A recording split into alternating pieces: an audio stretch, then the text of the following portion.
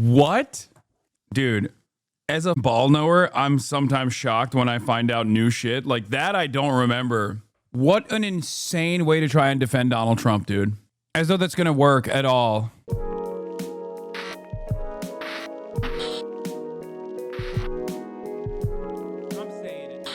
We're gonna continue with the Jeffrey Epstein saga, Network of Depravity by Aubrey. Part 1. We're gonna finish the part 1 now. 4 years later, a new French investigation was launched into the disgraced modeling agent. This part uncovers Jean-Luc Brunel, Jeffrey Epstein affiliate, who died under mysterious circumstances in a modeling agency. In December 2020, Brunel was finally arrested, taken into custody on charges of rape, sexual assault against minors, sexual harassment, criminal conspiracy, and trafficking human beings. While awaiting trial in February 2022, the 76-year-old Brunel was found hanging in his prison cell dead. He died exactly the same way Jeffrey Epstein did as well, and also that he wasn't necessarily on suicide watch facing these charges. Yasmin, these parallels are so striking. Another coincidence. Virginia saw a lot of famous people during her time with Epstein, one being Les Wexner, who she said she had sex with possibly more than 5 times, according to unsealed court documents. Some additional names Virginia mentioned were MIT professor Marvin Minsky, who she says had sex with her on Little St. James Island, billionaire Tom Pritzker, and of course Simpsons creator Matt Groening, who she claims to have given a foot massage during a flight to Los Angeles, recounting how she almost threw up at the shape of his feet. Writing in her memoir, he had yellow, crusty toenails that even someone with a chainsaw would have had troubles cutting through. And then there was the fluffy balls of leftover pieces of sock wedged between the crevices of his sweaty toes. In return, he allegedly compensated her with a drawing of Homer and Bart Simpson made out to her brother and father. Amidst the vast sea of names implicated by Virginia, however, there was one very notable person that stood out among the rest. I don't really know why you like to defend these high-profile clients. Do you regret it at all? And did you ever see anything untoward about Mr. Epstein? Alan Dershowitz is a criminal defense attorney who has spent much of his life teaching at Harvard in between representing the most controversial figures he could find. He began his career defending 3 far-right terrorists accused of planting a bomb in the Manhattan office of Imprizio Saul Hurok, successfully getting them off before helping to get another certified good guy off the hook a couple years later. For those of you listening right now, I can't see the screen, it's O.J. Simpson. He was O.J. Simpson's lawyer in 1995 and would go on to provide his services for Mike Tyson during his rape case, Donald Trump during his first impeachment, where he argued it's not illegal for Trump to bribe the Ukrainian president, and was also Harvey Weinstein's lawyer, despite insisting on the view what a big supporter of the Me Too movement he was. In his 6 decades of being a public figure, Dershowitz is all— He is the #1 guy at getting totally evil people off. It's crazy. He's the ultimate bad guy defender. Also argued in favor of torture during the Iraq War, wrote about lowering the legal age of consent to 16, went to extreme lengths to deny tenure for pro-Palestinian professor Norm Finkelstein after a heated debate the two of them had on Israel, and is actually set to defend the state of Israel against allegations of war crimes at the International Court of Justice sometime in the near future. And of course, he was also the lawyer of Jeffrey Epstein, of whom he considered at one point to be a good friend. In fact, when asked if he'd still be close to Epstein in the event the financier could no longer afford legal counsel in 2003, Dershowitz replied, "Absolutely. I would be as interested in him as a friend if we had hamburgers on the boardwalk in Coney Island and talked about his ideas." What ideas? When he was writing his book, he told Vicky Ward that the only person he'd send drafts to outside of his immediate family was Jeffrey Epstein. Ward also notes that Dershowitz was thrilled to meet none other than Prince Andrew at Epstein's Manhattan residence one time, even letting the prince hang out in the back of his lectures. I'm thrilled that all these papers have come out. I urged them. I went to court. I asked for everything to come out because I knew that I had done nothing wrong. and the papers would exculpate me. I want to make sure every single document comes out. The public has the right to see everything. Virginia Giuffre first accused Alan Dershowitz of sexual abuse in a 2014 sworn affidavit, claiming under oath that she was forced to have sex with the professor on at least... Yes. Alan Dershowitz has called age of consent laws controversial as of last month. Age of consent laws have become controversial, sparking debates on societal norms and legality. He loves defending lowering the age of consent. 6 separate occasions, even appearing to get physically sick as she tried to describe the alleged encounters to attorneys. The first time she ever met the Harvard professor, Virginia said on the record, was at the office of Epstein's Manhattan home, which we know from the Vanity Fair article Dershowitz was known to visit. While she stresses it's hard for her to remember things chronologically, she says she is able to recall the most recent time she had sex with Dershowitz, which allegedly happened on an airplane in Massachusetts, as well as the first time in Epstein's bedroom minutes after the financier had left the room. Dershowitz walked in, and Virginia claims they had sex on a red velvet chair. Afterwards, Epstein asked Virginia if he enjoyed it, to which she told him yes. She also claimed that Dershowitz participated in sexual activity in a black limousine involving herself, Epstein, Dershowitz, and another young girl on the way to Dershowitz's house. Virginia also emphasized just how aware Dershowitz was of all the other young girls constantly around Epstein, stating in her affidavit, Dershowitz was so comfortable with the sex that was going on that on one occasion he observed me in sexual activity with Epstein. Virginia also alleged she witnessed Dershowitz having sex with another one of Epstein's young victims at one point, a blonde girl who she assumed to be underage. Dershowitz has since lashed out hard against Virginia, who he's referred to as a borderline pathological liar out to destroy his career in pursuit of money. What happened next was a complicated years-long series of lawsuits in which Virginia went after Dershowitz for defamation, causing Dershowitz to countersue, eventually concluding with a settlement in 2022. After this settlement, Virginia told reporters that she, quote, may have made a mistake in accusing Dershowitz of abusing her. This has now given Dershowitz the green light to openly parade his supposed innocence in a barrage of media appearances, telling everyone who will listen about how wrongfully victimized he was by an attention-seeking liar, and that this is what finally exonerates him. But that's not exactly a fair characterization of the settlement, according to Virginia. As Dershowitz was taking his public victory lap, Virginia told the Daily Beast in an exclusive statement, I was shocked to read that Alan Dershowitz is claiming that our mutual dismissal of our lawsuits against each other somehow exonerated him. The litigation was very stressful and damaging to my family and to my health. We have endured years in which Mr. Dershowitz asserted my charges against him were a lie, made up out of whole cloth, perjury, and part of a purported extortion plot. He has now admitted there was no perjury, no extortion plot, and rather than making up what I said, I honestly believe the charges I made against him. Whether or not Mr. Dershowitz's admissions undermine his previous denials of the charges made against him is for others to say. The settlement agreement limits what I can say, and I will abide by it unless and until I am released from it. However, those admissions are not consistent with exoneration.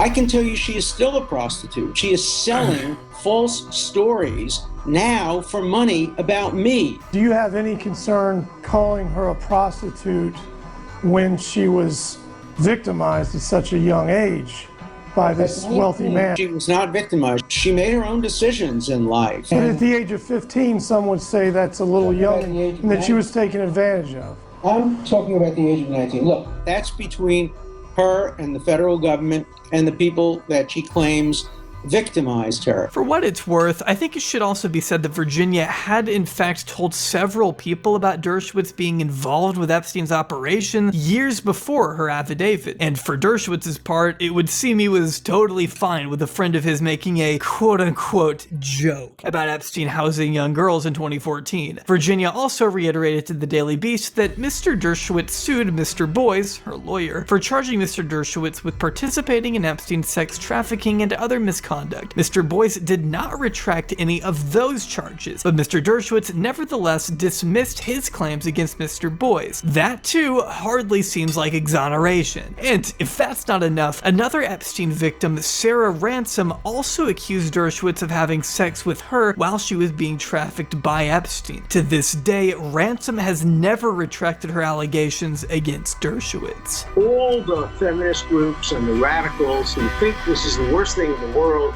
that anybody ever had any contact with Jeffrey Epstein, where are all those radical feminists when it comes to the Hamas rapes of young Jewish girls, sexual abuse, beheadings? For a second, I closed my eyes and I thought I was listening to the H3H3 podcast or something, who I've heard make verbatim, the exact same argument. Not a defender of Israel, though, of course. Well, Alan Dershowitz is. He's quite literally defending Israel in the International Court of Justice. Interesting that stalwart allies of the Palestinians could say things that are so similar to Israel's own legal counsel, Jeffrey Epstein. They are quiet. They are silent.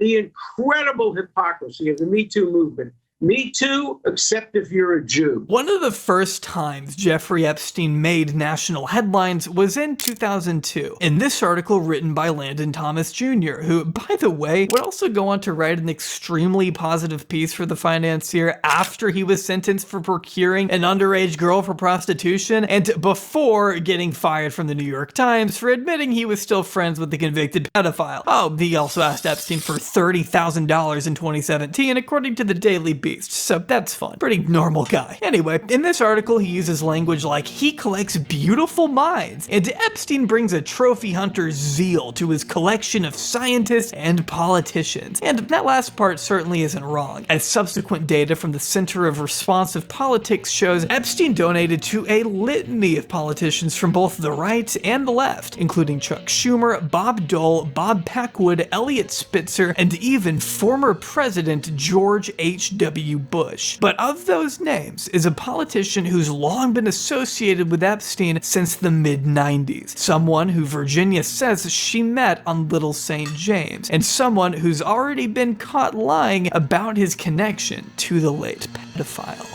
Newly released Jeffrey Epstein court filings revealing more alleged ties to many people, including Bill Clinton. Epstein was hanging around the 42nd president as early as 1993, a month after he was sworn into office, according to visitor logs provided by the Clinton Presidential Library. Epstein and Ghislaine visited again in September of that year after Epstein made a $10,000 donation to help refurbish the Oval Office, according to this letter from Bernard R. Meyer, the VP of the White House Historical Association, thanking Epstein for his generous contribution. Overall, it's been reported that Epstein visited the Clinton White House a grand total of 17 times, accompanied by 8 women, 4 of which being former girlfriends, according to these logs, which show that Epstein popped in and out of the White House twice in one day on 3 separate occasions, though there seems to be no stated purpose for any of these visits. Clinton also attended a 3-hour private dinner hosted by former Revlon owner Ron Perlman and other elites in Palm Beach in 1995, a meeting that Clinton had not mentioned until a 28-year-old newspaper snippet obtained by Snopes confirmed it. In the wake of the Epstein story being revitalized by his arrest and death in 2019, Clinton has taken very conscious steps to distance himself from who he once called a highly successful financier and committed philanthropist. After all, Epstein's own lawyers asserted in court documents that Epstein was part of the original group that conceived the Clinton Global Initiative. A fun fact about the Clinton Global Initiative, by the way, is that they once endorsed the Terra Mar Project, an environmental NGO with the self-stated goal of conserving, protecting, and improving oceans, seas, and coastlines. Who founded the Terra Mar Project?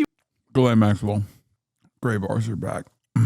Ask a great question. Let's check it. Oh, whoops. I mean, Snopes has verified that Ghislaine Maxwell did also attend Chelsea Clinton's wedding in 2010. Yep. Featured it right there in the middle. Man, not even in the background or anything. I didn't even want to hide it. After all, though, she did take the president's daughter out on a yacht trip a year earlier in 2009. Epstein was literally serving a jail sentence, while at the same time, the woman who helped him find victims was taking the president's daughter on a trip through the open seas. But whatever, I'm going insane. Let's take it back to 2002, when Landon Thomas Jr. wrote for the first time about the Clinton-Epstein World Tour extravaganza the two men embarked upon, visiting New York, Paris, Bangkok, Brunei, Norway, Morocco, Brussels, and need I go on, all in hopes of providing humanitarian aid for continents like Africa, spreading democracy, empowering the poor, and combating HIV and AIDS, according to a Clinton spokesperson shortly after the trip. Some of the other notable passengers on this famed international excursion included the likes of Chris Tucker and Kevin Spacey, who you can actually see sitting here on Queen Elizabeth's throne next to Ghislaine. According to the Daily Telegraph, they were taking a tour of Buckingham Palace led by Prince Andrew. I love recurring characters. In fact, despite Clinton originally insisting he had only taken 4 rides on the Lolita Express, flight logs indicate Clinton actually took at least 26 rides on Epstein's private jet shortly after leaving office between 2001 and 2003, an assertion that he still has not directly responded to. I wonder why that is. It's pretty out of character for him to lie to the American public, I think we all know. Virginia has never made any allegations of wrongdoing against Clinton himself, but her assertions do go a little further than what the former president has admitted to doing. Virginia stated in her sworn deposition that she personally met Clinton on Little St. James Island at least twice during her travels with Epstein, something that Clinton has long denied across the board, describing in her memoir an alleged dinner where there were only a few of us eating at the dinner table. There was Jeffrey at the head of it all, as always. On the left side was Emmy, another Epstein recruiter, Ghislaine, and I. Sitting across the table from us was Bill, with 2 lovely girls who were visiting from New York. Bill's wife, Hillary's absence from the night made it easy for his apparent provocative, cheeky side to come out, teasing the girls on either side of him with playful pokes and brassy comments. There was no modesty between any of them. We all finished our meals and scattered in our own different directions, strolling into the darkness with 2 beautiful curls around either arm. Bill seemed content to retire for the evening. Now, to Clinton's credit, flight logs obtained through an FOIA request have presented no evidence that he attended the island. Now, yes, he flew with Epstein more times, way more times than he originally cared to admit, but those same flight records also don't do a lot to imply he ever visited Little St. James. But along with Virginia's sworn deposition, we also have former Clinton aide Doug Band, who Clinton kept in his inner circle even after leaving the White House. Band himself has even flown on the Lolita Express with the former president, just to give you an idea of how close these two were. Band has also alleged for years that Clinton has in fact visited Little St. James, specifically in January of 2003. Band did not attend this alleged visit, as he told Vanity Fair it was one of the few trips he declined. It's worth noting the Clinton camp has provided detailed travelogue entries of the period in question that do not contain a visit, as Vanity Fair goes on to clarify. But then you have Steve Scully, a former employee of Epstein's in charge of the island's telecommunication for 6 years, who not only claimed to have seen Prince Andrew groping and kissing Virginia near a pool, he says, but also stated in the Netflix documentary Filthy Rich that he once witnessed Bill Clinton sitting on a porch on the island next to Epstein. Virginia only doubling down in the documentary with, "I remember having dinner with Clinton. He was there and I never saw him do anything improper. I wish, he would just come clean about it, like, yeah, I was there, so what? Who cares? I didn't see anything going on."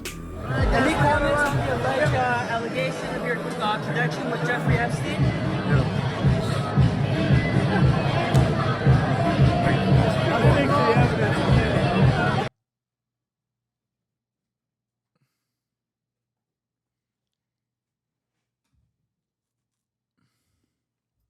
Uh-oh. Guilty. Dude, he is, though. He is such a demon, bro. I've heard so many crazy stories about Bill. About how, like, post-Lewinsky, Bill and Hillary have never... They've just had, like, a long-standing proposition that they're never... Unless it's, like, a public event where they have to show up together, they just like don't hang out with one another. Then he just straight up is piping. He is a real horn dog. I met him in 2016 when I was libbed up. Nice. Jean-Luc Brunel, a French modeling agent at Epstein Association, trafficked underage girls and later died in custody. Trump ran a modeling agency and owned pageants, and where underage contestants were present. When Brunel was directly tied to trafficking, Trump's agency faced visa and exploitation scandals, including hiring underage models. Epstein also met one of the victims at Mar-a-Lago. The overlap raises questions. Is that ChatGPT that you went to? Because we've already covered all that. And yes, you are right. And the involvement that Trump and Epstein have go beyond that. It's even deeper than that. Now, I don't think I have to tell you that Republicans with a hate boner for Clinton have absolutely done everything they can to emphasize his murky relationship with the billionaire, or millionaire. I guess we don't know how much Epstein was really worth. And I don't think there's anything wrong at all with bringing up those connections. I mean, I think it's really funny that the Republicans actually point to the Epstein connection with Bill Clinton when in the exact same time frame, a person that was also a Democrat, by the way, a New York elite, was also just as involved, and sometimes even next to Bill Clinton, as a matter of fact. His name was Donald Trump. Now, at least with the Clinton family, they have long-standing continued relationships with Epstein and, Epstein's mansions. Like they went to the Zorro Ranch a lot. And also on top of that, their connection to Ghislaine, like their public relationship with Ghislaine goes far beyond Jeffrey Epstein being outed and being convicted as a sex criminal. Whereas for Trump, the paper trail kind of runs cold. So I don't know. I don't know how far it goes. You should ask questions about it, especially when you consider Clinton has lied about it. But those on the right who only single out Bill Clinton's relationship with Epstein should probably look in the mirror. Jeff Epstein. Hello, everyone. I'm back. Do you think my list will actually get released? So stupid. Well, I knew him like everybody in Palm Beach knew him. I mean, people in Palm Beach knew him. He was a fixture in Palm Beach. I had a falling out with him a long time ago. I don't think I've spoken to him for 15 years. As Landon Thomas wrote in his New York Magazine profile, Epstein likes to tell people that he's a loner, a man who's never touched alcohol or drugs, and one whose nightlife is far from energetic. And yet, if you talk to Donald Trump, a different Epstein emerges. I've known Jeff for 15 years. Terrific guy. Trump booms from a speakerphone. He's a lot of fun to be with. It is even said that he likes beautiful women as much as I do. And many of them are on the younger side, no doubt about it. Jeffrey enjoys his social life. Sorry for doing the voice. I couldn't quote him and not do the voice. This quote, which again dates all the way back to 2002, is remarkable considering what Trump has said about Epstein more recently, assuring journalists in 2019 from the White House that I was not a fan of his. That I can tell you. I was not a fan of his. So was he just being a fake friend all along then? You were fake for 15 years? You said he was a good hang. Alan Dershowitz, who of course represented both men in court, told the New York Times that in those days, if you didn't know Trump and you didn't know Epstein, you were a nobody. I didn't even know this until researching this video, but apparently Epstein liked to say he was the one who introduced Donald Trump to Melania, according to Vanity Fair, which also reported in 2021 that Ghislaine kept up to 16 of Trump's phone numbers in the infamous Little Black Book. She would also invite the future president to dinners and events all over the state of New York, their most infamous get-together being caught on this now widely circulated video of an extremely coked up looking Trump clapping and dancing and whispering into the ear of Epstein, who he's not a fan of, by the way. The pair standing in front of a swarm of young models at a private Mar-a-Lago party and seem to be having a grand old time. I'm sure you've seen the video, but what you may not know is that the same year this was filmed, Trump and Epstein held another private party in Palm Beach where 28 women were in attendance. The only men at this party, though, were Trump and Epstein, at least according to the man who supplied the women. George Horaney of American Dream Enterprises tells the New York Times that he actually warned Trump of Epstein's proclivities toward young women, asking Trump in disbelief, "You're telling me it's you and Epstein? I know Jeff really well, and I can't have him going after younger girls. While Harani says he had to ban Epstein from events, Trump didn't care about that. A claim that goes directly against what one Trump campaign manager later said, which is that Trump did eventually stop letting Epstein hang around events because he was too creepy, which in my opinion is a little out of character for Donald Trump. It's hard to deny Trump's reputation with women, especially younger women, isn't exactly the greatest. There is definitely some indication that Trump was aware of the young girls in Epstein's vicinity. Some insight coming from his future White House aide, Roger Stone, who told the New York Times in an effort to defend Trump, I think, that the former president once said the swimming pool was filled with beautiful young girls. How nice, I thought. He let the neighborhood kids use the pool after seeing Epstein's home in Palm Beach. And to make matters even more strange. What? Dude, as a ball knower, I'm sometimes shocked when I find out new shit. Like that I don't remember. What an insane way to try and defend Donald Trump, dude. What an insane way to be like, oh yeah, Donald Trump saw little girls at the pool and he thought Jeffrey Epstein is so nice to allow the neighborhood little girls to go and use the swimming pool. Like he's just some naive moron. Like as though that's gonna work at all. It's probably his way of pretending like he's doing a nice thing while intentionally throwing him under the bus. No, Roger Stone is big Trump booster loyalist. Journalist Craig Unger concluded his Vanity Fair examination of Trump and Epstein's relationship with the following passage. An associate of Epstein's, who asked not to be identified, told me that Epstein showed him one photo of Trump with a topless young girl. In another, the source said Trump is with two girls who are said to be laughing as they point out what appears to be a wet spot in an unfortunate location on his pants. The description of the photo suggested that it was a semen stain, but the photos have never been released. We need to see that photo. We need to see that photo instantly. I have to see it. But by being in the news, it does feed into what Mark Epstein once reportedly heard from his older brother Jeff when it came to the 2016 election. As Mark told the New York Post recently, here's a direct quote: "If I said what I know about both candidates, they'd have to cancel the election. That's what Jeffrey told me in 2016. What that means exactly, we may never know."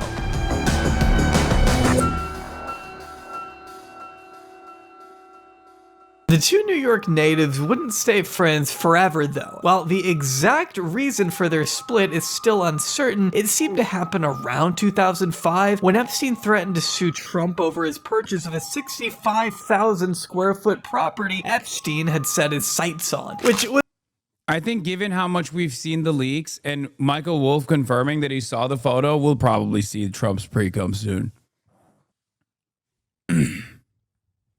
Yes, that is a word. Those are a sequence of words that you probably thought you would never hear on the Hasanabi broadcast or anywhere, as a matter of fact. Those words are not in the Bible and certainly not in the Bible in direct sequence.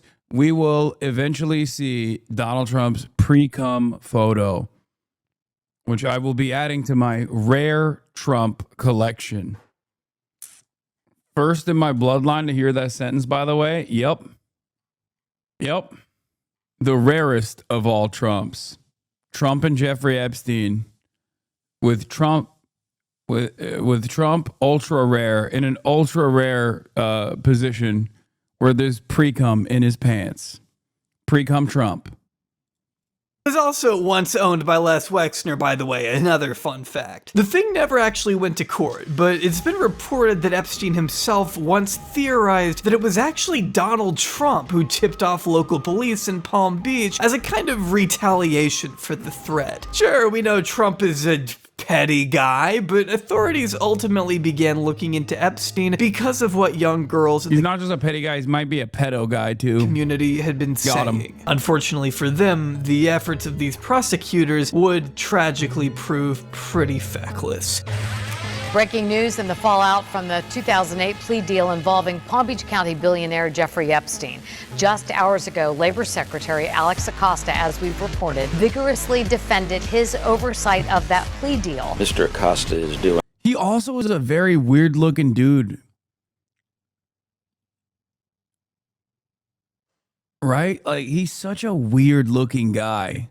Everything he can to divert attention away from his own responsibility. And tonight we are still waiting on a statement from former Palm Beach County State Attorney Barry Krischer.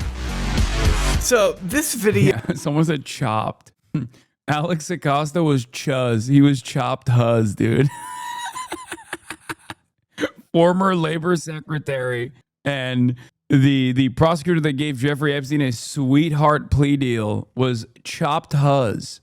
Ended up being a lot longer than I originally planned. I'm afraid if we don't split this into multiple videos, we may not get to cover everything as extensively as I'd like. But you can expect part 2 to explore the horrendous plea agreement that allowed Jeffrey Epstein to avoid life in prison, along with the connections he maintained after he was a convicted. Unk, you're 34? Yeah, and I'm chopped too, so I'm Chunk. Chopped Unk. Also known as Chunk. Convicted sex offender, his second arrest in 2019, and of course, whether or not he truly killed himself in custody. That video should come out about a week after this one, if all goes. All right, let's get to number 2 on the Jeffrey Epstein scandal and saga. 14. To catch and release a predator, the Jeffrey Epstein saga part 2.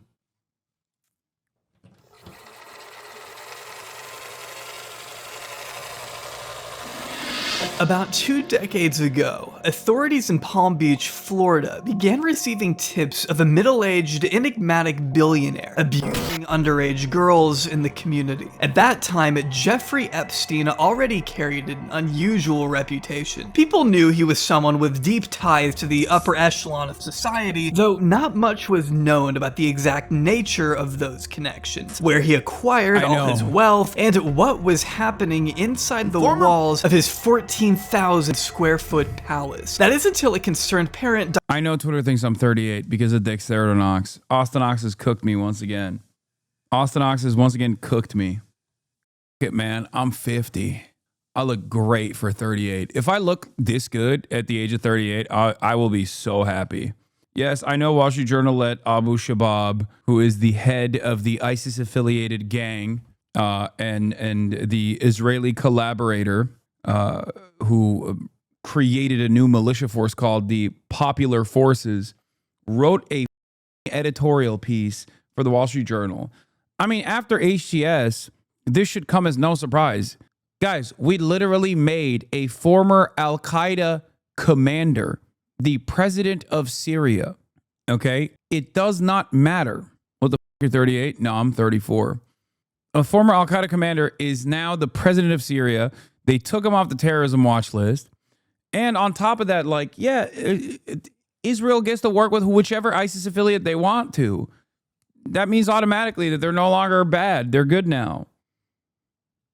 Dialed 911 on March 14th, 2005, and expressed concern that her 14-year-old stepdaughter had received $300 in cash after a visit to a certain gentleman's house, as stated in the call that was later publicized in the Netflix documentary Filthy Rich. The girl, known only as Jane Doe 1 to police, had been bullied and was labeled a prostitute by other kids at Palm Beach Royal High after rumors of her and her friend giving Epstein a quote-unquote massage began circulating around the school, according to the Miami Herald journalist Julie K. Brown. You're a victim at that point. Like, you're a victim. Not even at that point. You're just a victim, okay?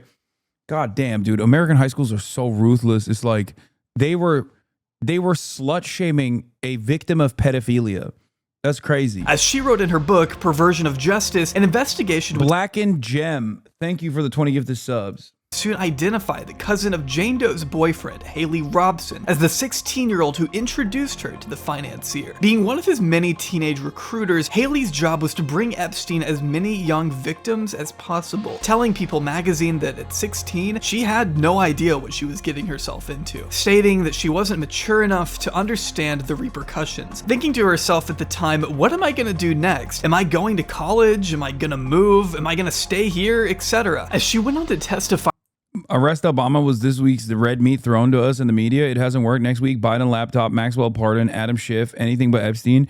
Except the Maxwell pardon is a major own goal because, as Felix correctly points out, you know, none of it surprises me in a moral sense, but just in a practical sense, you'd figure someone would grab Trump by the shoulders and go, "You are advertising that you ate an infant's spine on tape by offering limited immunity to a prolific sex trafficker, affiliate of Jeffrey Epstein." This time around, I was astounded by the independent media members who ignored Acosta Barr, the fact that all this happened during his first term, and a billion other aspects of his personal and political lives. Now they get the true Trump experience, holding a bag of shit, dumbfounded. I don't know what else to say. David Cage would write a game where the evil bad president does all of this, and then he'd take a look and go, nah, that's way too blatant and on the nose. Let's start over. He's branding so hard and he's surrounded himself with so many true believer sycophants that no one is willing to give him the talk. They're so into the idea that articles can't hurt them that they now think nothing they do has consequences. Any victory at all, even a 1.5% popular vote plurality win in a cost of living crisis election against a petrified candidate, means we can do whatever we want always. Yeah. Jesus Christ, Murat. U.S. government review found no evidence of widespread Hamas theft of Gaza aid. Oh, that's yeah.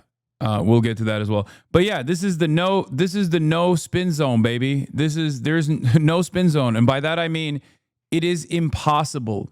It is impossible for there to be any spin here because it's just so ridiculous. That if a victim refused his sexual advances, they were sometimes made to bring him other girls. The younger, the better, as Haley recalled him saying. This created a years-long pyramid scheme of abuse, as some have called it, and finally prompted the Palm Beach PD to begin an investigation. Spying on Epstein's house and taking note of the young girls who would visit the man at all hours of the day, after digging through his trash and finding concerning receipts for books, police obtained a warrant and discovered a high school transcript belonging to one of his accusers, along with a receipt for a dozen roses that he sent the same girl. As Detective Joseph Ricari told Brown, the house was exactly how the girls had described it, right down to the bizarre color of the furniture. Although police identified over 24 victims during this time, we know for a fact there were still many, many more out there. In fact, one of the reasons we still don't know the precise number of girls Epstein abused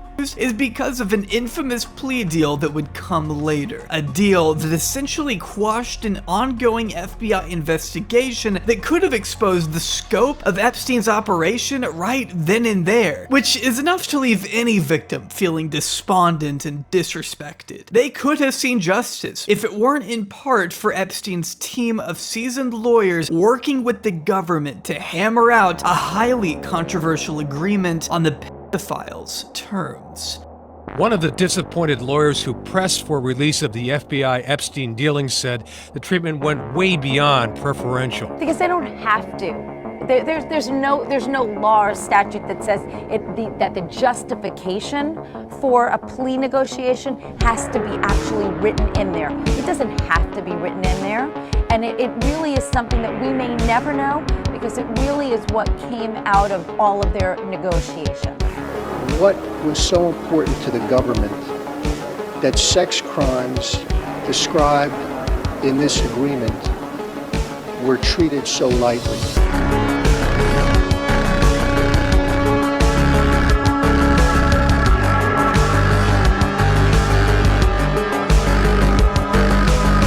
Now, I would suggest you go ahead and watch part 1 of this series if you haven't already, as it sort of sets the groundwork for who Epstein was by 2005, the connections he had already made, and what victims had been saying about him from as early as 2002. This video will consist of everything that came after, as I'll try to explain to the best of my abilities how and why Epstein was allowed to continue abusing girls for nearly a decade after his short stint in prison. The court docket with his name on it lists a string of delays and continuances. That speaks to a deal in the works. Now, if they can't make this go away, then they're going to minimize the damage. And that's what happened here. It's probably going to be damage control to have the shortest amount of prison time, the least amount of harm to him.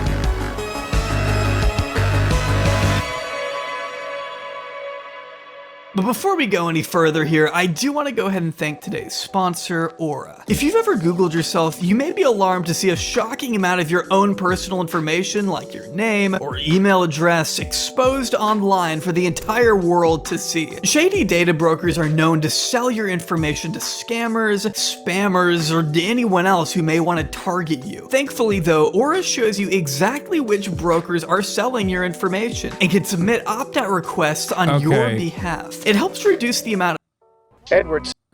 Edward says he's fighting to have the federal plea deal for Epstein tossed out. So the link is already no longer working, most likely. And a new prosecution launched. You are blocking Kaya's view. I apologize for the egregious crime of blocking Kaya from view. You should get a more comfortable chair. My chair is literally the Bentley, the Bugatti of computer chairs. Literally, I think the best possible computer chair that anyone could have is not just like a regular Herman Miller. It's the Logitech Herman Miller collab. Socialist, by the way, yeah. You want to know what's really f***ed up? I got it for free. They gave it to me for free. Isn't that crazy? The rich get richer, baby. Let's go. I mean, I would have bought it regardless. This is something that I spend a ton of time on. All right, bro. Big flex on chat. Relax. Nah, sometimes I got to let you know so that all my haters can clip it and be like, piece of shit fake socialist says he's rich. Says he's rich.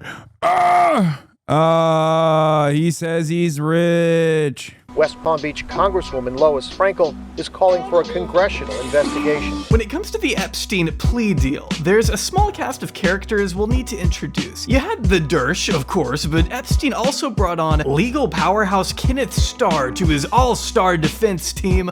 No pun intended there, I just realized how that sounds though. Starr, who rose to prominence when he uncovered the Clinton-Lewinsky scandal that led to the former president's impeachment, was also a member of the Federalist Society along with fellow Epstein attorney Jay Lefkowitz. The Federalist Society, as Brown points out in her book, is accredited with producing 6 Supreme Court justices, most notably Samuel Alito, who also just so happens to be Alexander Acosta's old mentor, a guy who, most famously, became known for personally approving the abhorrent plea deal, which adds to the idea that, as lead detective on the Epstein case, Joseph Ricari told Brown a lot of the prosecutors who should have been on the side of the victims found themselves weirdly enamored by those who made up Epstein's impressive defense team, adding the amount of evidence that disappeared or was covered up in this case was mind-boggling, referring to a horde of Epstein's computers and hard drives that mysteriously went missing upon a raid of his home. Not the last time this would happen, by the way. In fact, he and Michael Ryder at the time... Dude, just a sequence of real crazy coincidences, dude. Please don't ever say that there are mysterious events happening that just keep getting in the way of justice being served. Why? It's just so many strange coincidences. Jeffrey Epstein, just a real lucky guy. And then, of course, when his luck ran out, he got real unlucky and then real sad and then killed himself, right? Like, that's what I'm supposed to believe, right? I have to believe that.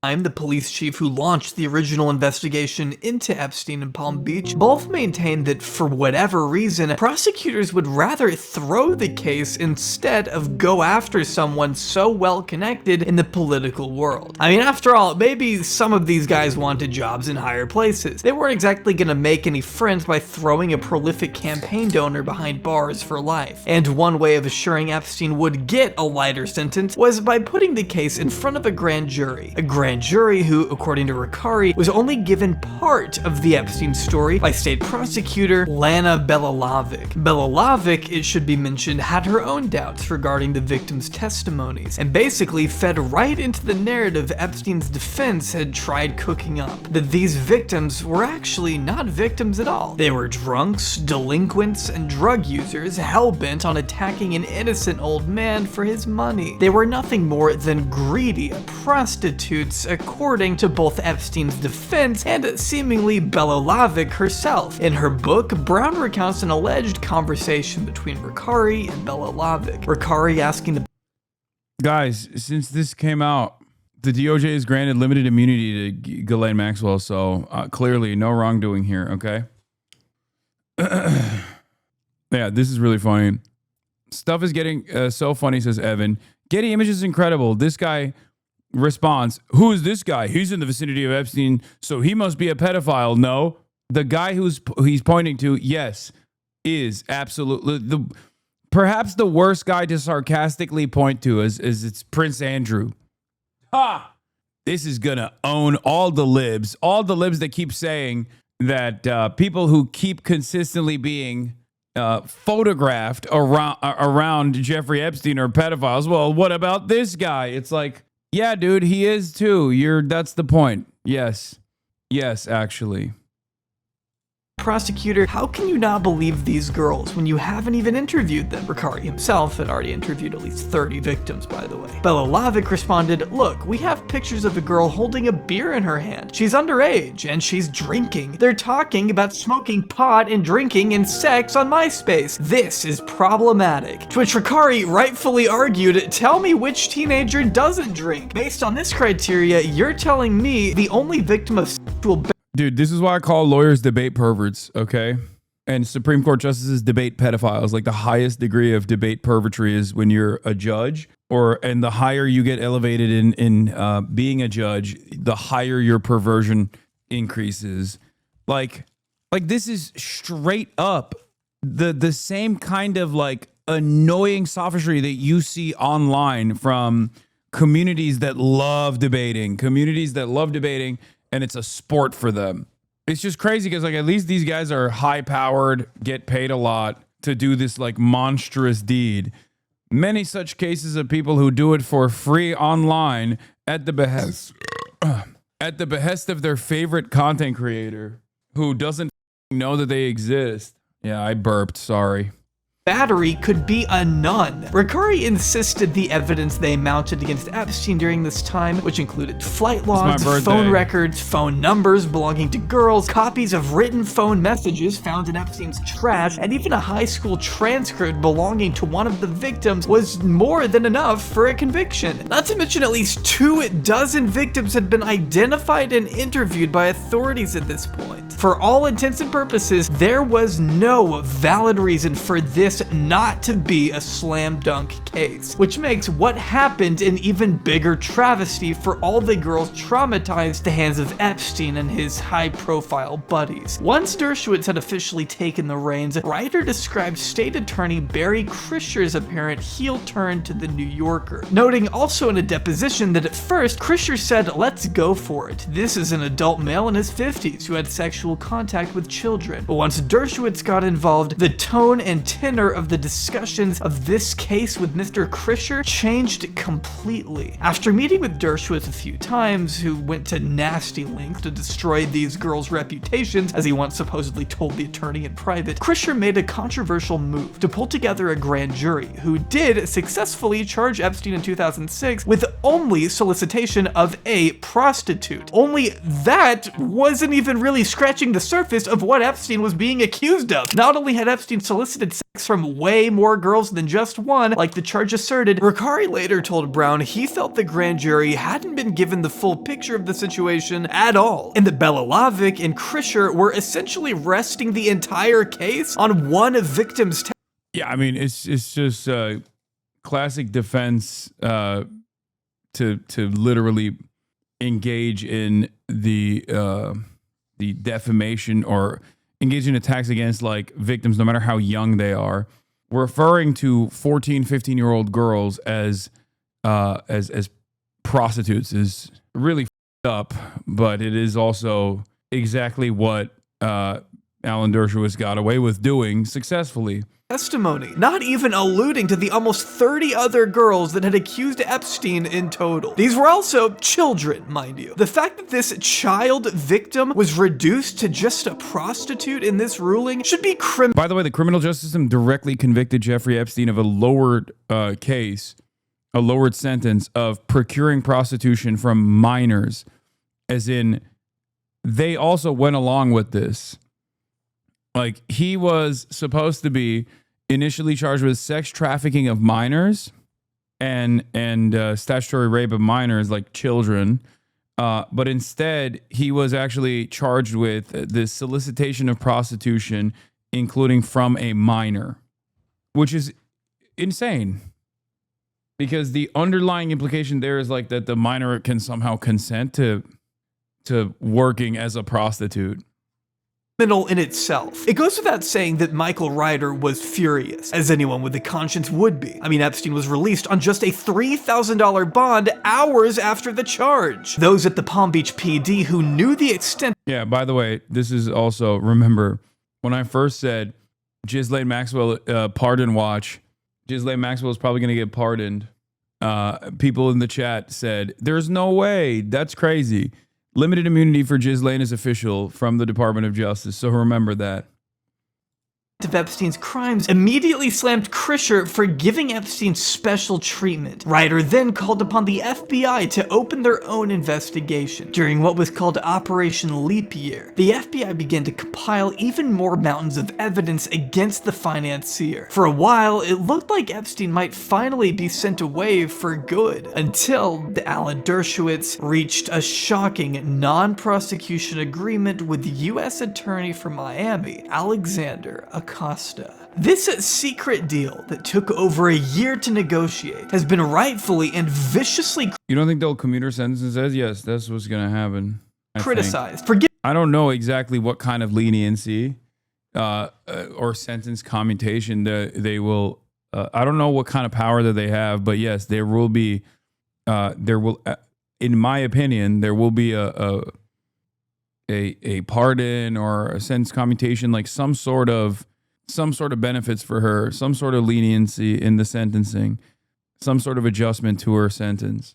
Giving Epstein basically all the leeway he could have asked for. Even Epstein's own attorneys called it unprecedented and highly unusual, just to give you a sense of how generous it was. Yes, it required him to plead guilty, but only to 2 state charges of procuring a minor for prostitution, which barely accounted for all the years worth of evidence and testimony Palm Beach authorities and now the FBI had collected. He was required to register as a sex offender, but that was a small fee for avoiding what could have been a lifetime in federal prison. Instead, Epstein was only required to spend 13 months in what was essentially just a summer camp for rich people at the end of the day. I mean, he was still allowed to go into his office 12 hours a day. He was allowed to leave the prison, dude. 12 hours a day.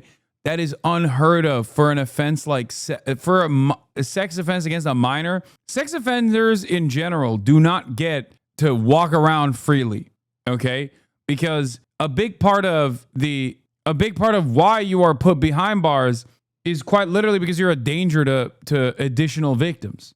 They were like, oh, you like diddling kids? Well, for 12 hours a day, you can keep doing that if you would like to. during the day to complete work as long as he returned to his facility at night. Jail records show he would buy things like women's panties during this time and was seemingly allowed to go in and out of an unlocked cell at will thanks to his work release, reportedly spending 12 hours a day, 6 days a week at his private office. He was also apparently allowed to visit a chiropractor sometimes 3 days a week. Records even stopped referring to Epstein as an inmate eventually, just in case you were wondering how comfortable he was here. It got to a point where one U.S. attorney wrote to a deputy police chief that Epstein making telephone calls, web surfing, and having food delivered to him is probably not in accordance with the objectives of imprisonment. You think? And while we don't know everyone who visited Epstein behind bars, since most visitor logs were conveniently destroyed by authorities, he was visited by Jean-Luc Brunel upwards of 70 times in prison. Who also, I guess, remember, he was maybe delivering something else when he was visiting. Could be minors even. I'm sure nothing shady was going on there. Attorneys representing Jane Doe 1 and Jane Doe 2 called it one of the most extraordinarily lenient plea deals in modern history. To make it even more of a slap in the face, the only victim called to testify during this whole thing wasn't even told the deal had been struck, and neither had her lawyer, though that didn't stop Bella Lavick from telling the judge that the victim had in fact agreed to the deal as stated by Brown. And if you were wondering what happened to Alexander Acosta, well, let's just say he saw a little bit of a bump in status when he was appointed U.S. Secretary of Labor in 2017, handpicked by the 45th President, Donald J. Trump. The nominee for Secretary of the Department of Labor will be Mr. Alex Acosta.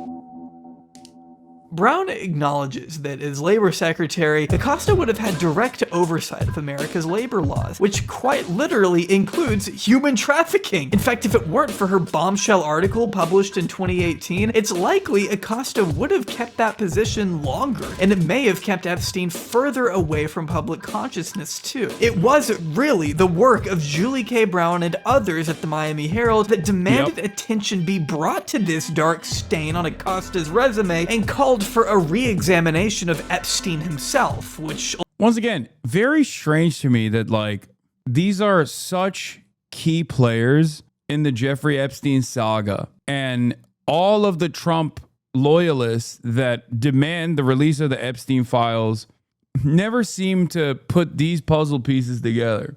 Like the fact that he was arrested under the Trump administration, went to federal prison that was under the control of the Trump administration, and died under mysterious circumstances during the Trump administration in federal prison. Like, that's crazy. How is that not even, like, how does that pass the scrutiny that so many people have?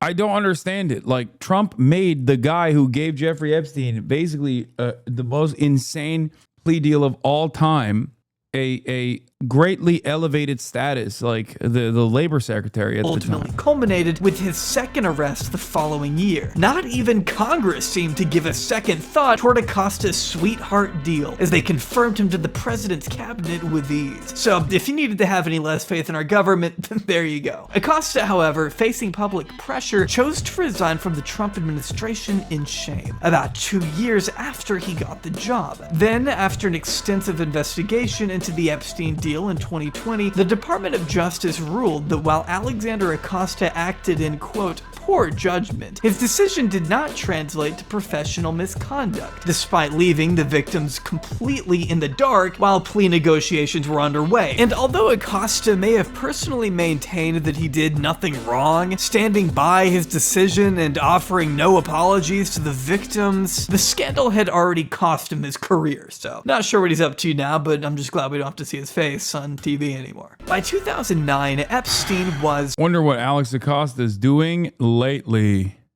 Newsmax Inc. names Paula Dobriansky and Alex Acosta to the board of directors as of June 11th, 2025. Wow. Secretary Alex Acosta serves as the 27th United States Secretary of Labor. He's the son of Cuban refugees and a first-generation college graduate, earning his undergraduate and law degrees from Harvard University. Wow. Mr. Acosta's diverse experiences include serving as the chairman of the U.S. Century Bank, as dean of the FIU College of Law, as U.S. Attorney and Assistant Attorney General at the Department of Justice, a member of the National Board of Relations, as a senior fellow at the Ethics and Public Policy Center, as an analyst at Lehman Brothers. Following law school, Mr. Acosta worked as a law clerk for the then U.S. Court of Appeals, Judge Samuel Alito. And as an associate primarily in labor law and in appeals at Kirkland and Ellis.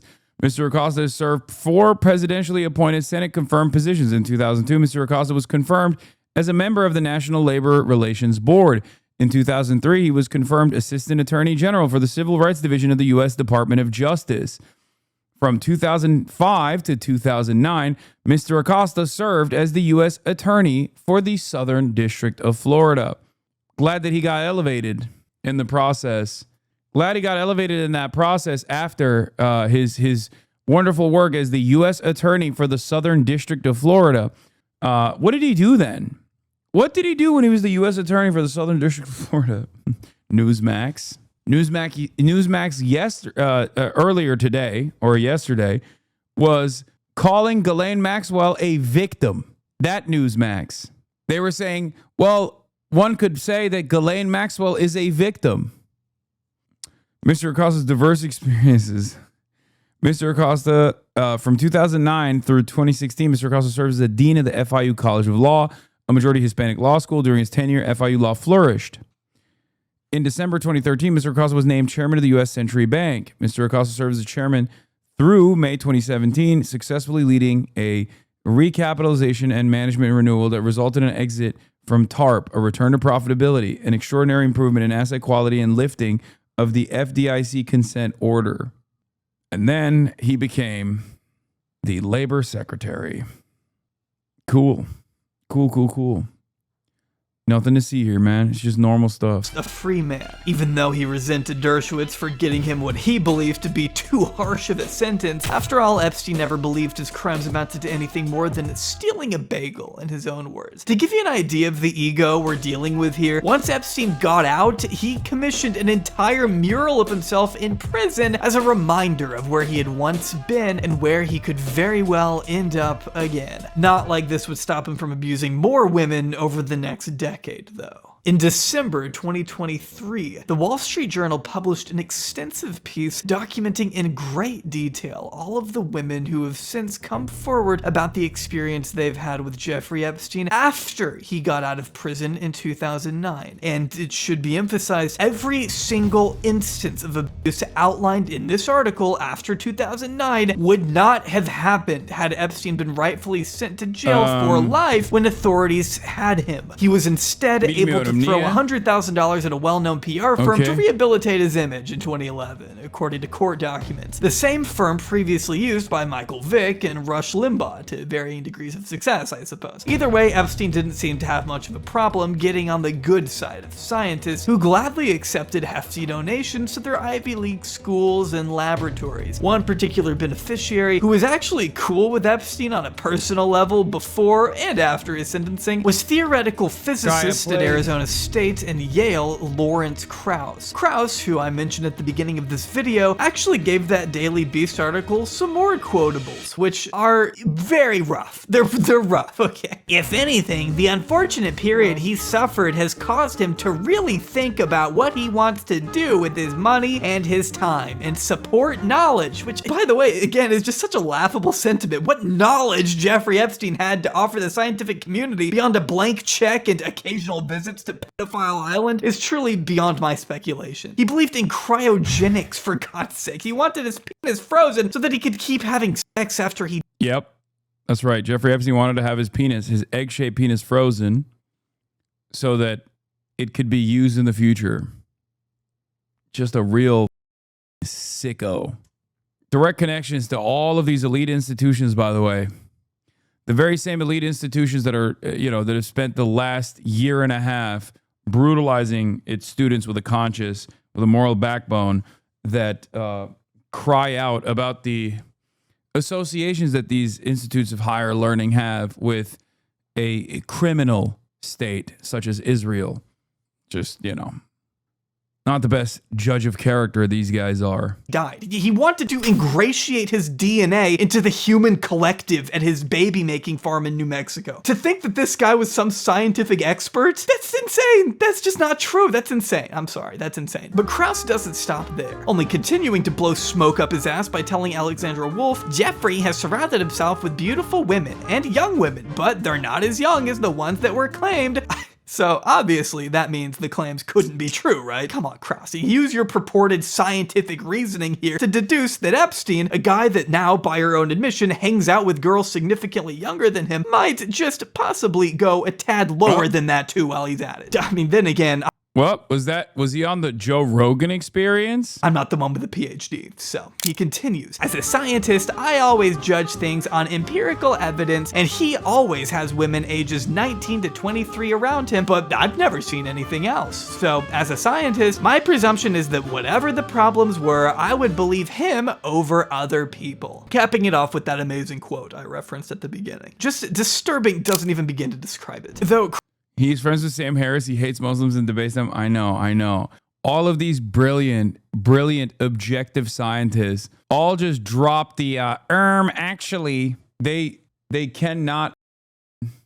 They just drop all of their scientific thought and reasoning when it comes to defending pedophiles, and also when it comes to shitting on Muslims. Your haters are catfighting. It's posts like these that almost make the pain of logging in every day worth it. Drew Pavlov. Destiny called me R-worded on his live stream. I'm legitimately shattered. I put so much work into defending him. One of the worst moments of my life. I don't understand why Drew Pavlov constantly posts like this. Like he routinely posts about his own L's. I don't understand. Does he have no filter? Like, does he not understand that he is roundly despised? Is it a kink for him? He thinks he's funny, but no one likes him, like maybe 10 fans. No, Ethan Klein, I think, is the only person who likes him. You will never guess with whom he had a talk. Oh, wait. Oh, my God. There was another screenshot that I saw of his YouTube channel, and one is like him directly talking to Richard Spencer. And it's titled A Conversation with Richard Spencer. And then the next YouTube video he made was Superman is a Nazi movie. He talked to Mr. Hamas, the magician. Hamas. Krause's closeness with Epstein maybe isn't as much of a shock in hindsight, now that there have been a slew of other allegations against Krause in the years following his proud endorsement of Epstein here. But he has been pretty much excluded from all professional circles he used to occupy. Years too late, in my opinion. A 2019 BuzzFeed investigation discovered IRS forms proving that Epstein was also not just a regular contributor, but apparently the most generous contributor to the Edge Foundation, a group of scientific intellectuals that included not just Krause, but also Stephen Piker, a cognitive psychologist and linguist who claims to not really know Epstein. Oh, Stephen Pinker, another Harvard professor, another Islamophobe, by the way, of course. Another anti-woke culture warrior himself. Yeah, a conversation with Richard Spencer 2 weeks ago. The new Superman movie is Nazi. 8 days ago. Great numbers, by the way, for Drew. But still found himself in some hot water when it was revealed Dershowitz tapped him for help on interpreting a law in Epstein's Palm Beach case. One of the most notable intellectuals introduced to Epstein through the Edge Foundation was none other than Stephen Hawking, a name whose appearance in the latest batch of unsealed court documents shocked the world. As you probably know at this point, Hawking had a pretty ominous connection to the pedophile. If you didn't see it in the news, you probably saw it on TikTok or South Park pretty soon. Probably. But I will go ahead and let you know that right off the bat, this screenshot is not real. I know it may have looked real at first, considering the Photoshop or inspect element job someone did on it, but I gotta tell you, the actual mention of Hawking's name is somehow even more concerning. According to the recent drop, Epstein named the physicist in an extremely... One of the craziest parts about Stephen Hawking's revelation, or his involvement with Jeffrey Epstein revelation, was that the origin of the thick 8 Hawkings is that apparently and it's not the thick 8. But apparently he literally was like, wasn't he cheating on his wife or something? Or he was like Stephen Cock King. Yeah, he was literally cheating on his wife with his nurse. And I still to this day, for the life of me, don't exactly understand how that worked. Brother, you have to stop saying that phrase. What? Stephen Cock King with a thick 8? Poorly worded email he typed to Ghislaine Maxwell, instructing her on how to reward any of Virginia's friends and family willing to disprove allegations that Hawking, quote, participated in an underage orgy on Little St. James. Now, we know that Hawking did in fact visit the island the same year this email was sent out, as evident by these photos taken in 2006, where Hawking can be seen attending a conference on gravity. Here he is trying out a submarine that Ghislaine specifically tailored for his wheelchair. I mean, what else are friends for, right? A newspaper article from that time even features a quote from Epstein where he seems to describe the purpose of that dinner. There is no agenda except... You're being ableist saying he can't cheat? Come on, guys. I don't know if you're saying that as a joke, but like, come on. If I can't ask this question that literally every single person has in their minds, like, what can I say? Like, that's the one guy. We're not talking about like Greg Abbott, okay? Greg Abbott is paralyzed from the waist down. Okay, I can see how the logistics of a thing like that would work. You know, I get it. I understand. But like Stephen Hawking, like, I mean, he has like severe limitations as to how he could, like, what he could possibly do. Was he just like typing it out? Do you know what I mean? Like, what was he doing? At that point, like, what do? Do you get mad at that? Or are you just like fascinated more so?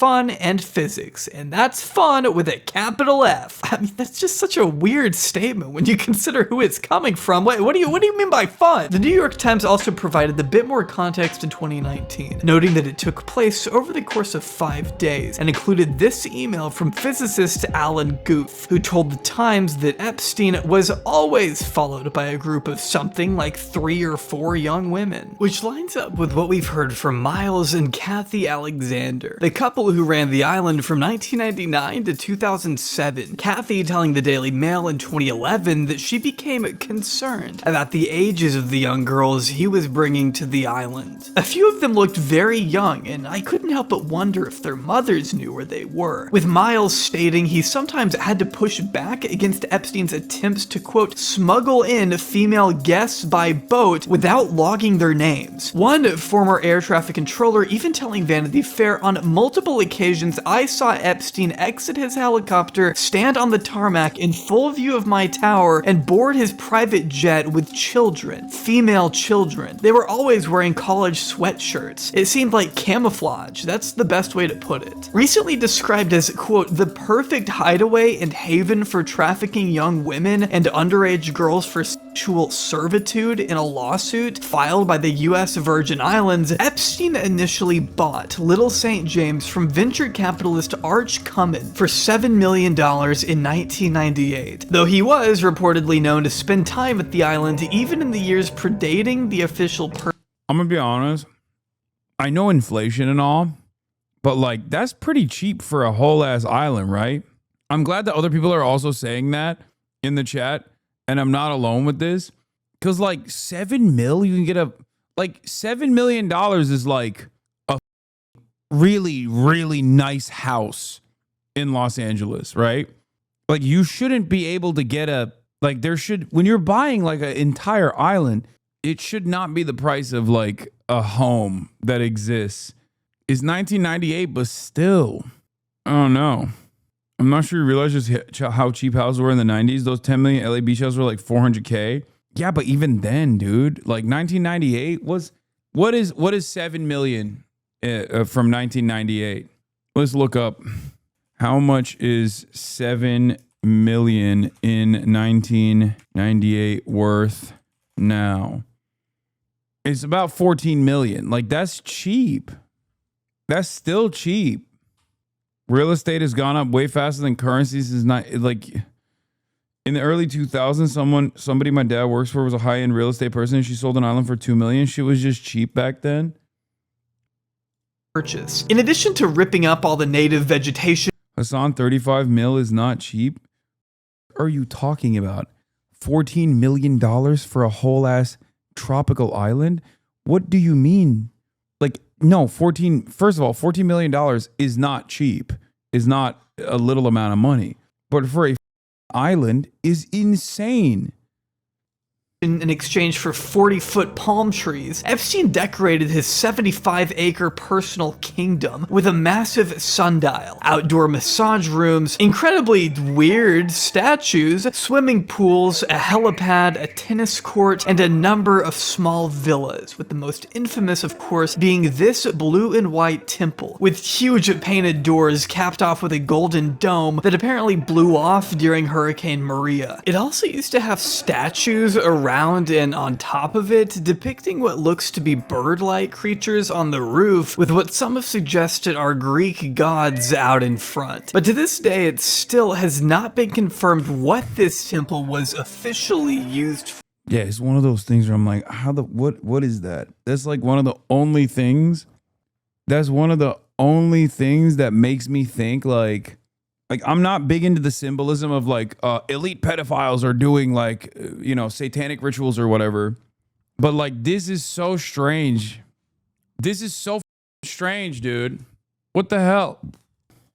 With some of the wilder conspiracy theories being it was anything from a place for Epstein to carry out sacrifices to a burial ground for his late parents. However, Business Insider's J.K. Trotter was able to track down a piano tuner by the name of Patrick Barron, who visited the temple twice in 2012 to tune a Wurlitzer grand piano belonging to Epstein. While he never met the man himself, Barron described Epstein's lair as one large room with bookshelves that stretched all the way up to the ceiling. According to Barron, above the black piano he was there to tune up hung a large portrait depicting Jeffrey Epstein next to Pope John Paul II, which yes, was confirmed to actually exist during Ghislaine's 2021 trial. Footage taken by urban explorers over the last couple of years also seemed to back up Barron's claim, since there really doesn't seem to be much of anything inside this one room, which fuels another conspiracy that Epstein installed an intricate tunnel system that sprawled beneath the island, with some wondering if these bunkers were there for anything more than just maintenance. But what we know about the island already is weird and grotesque enough on its own, as it was primarily a way for Epstein to abuse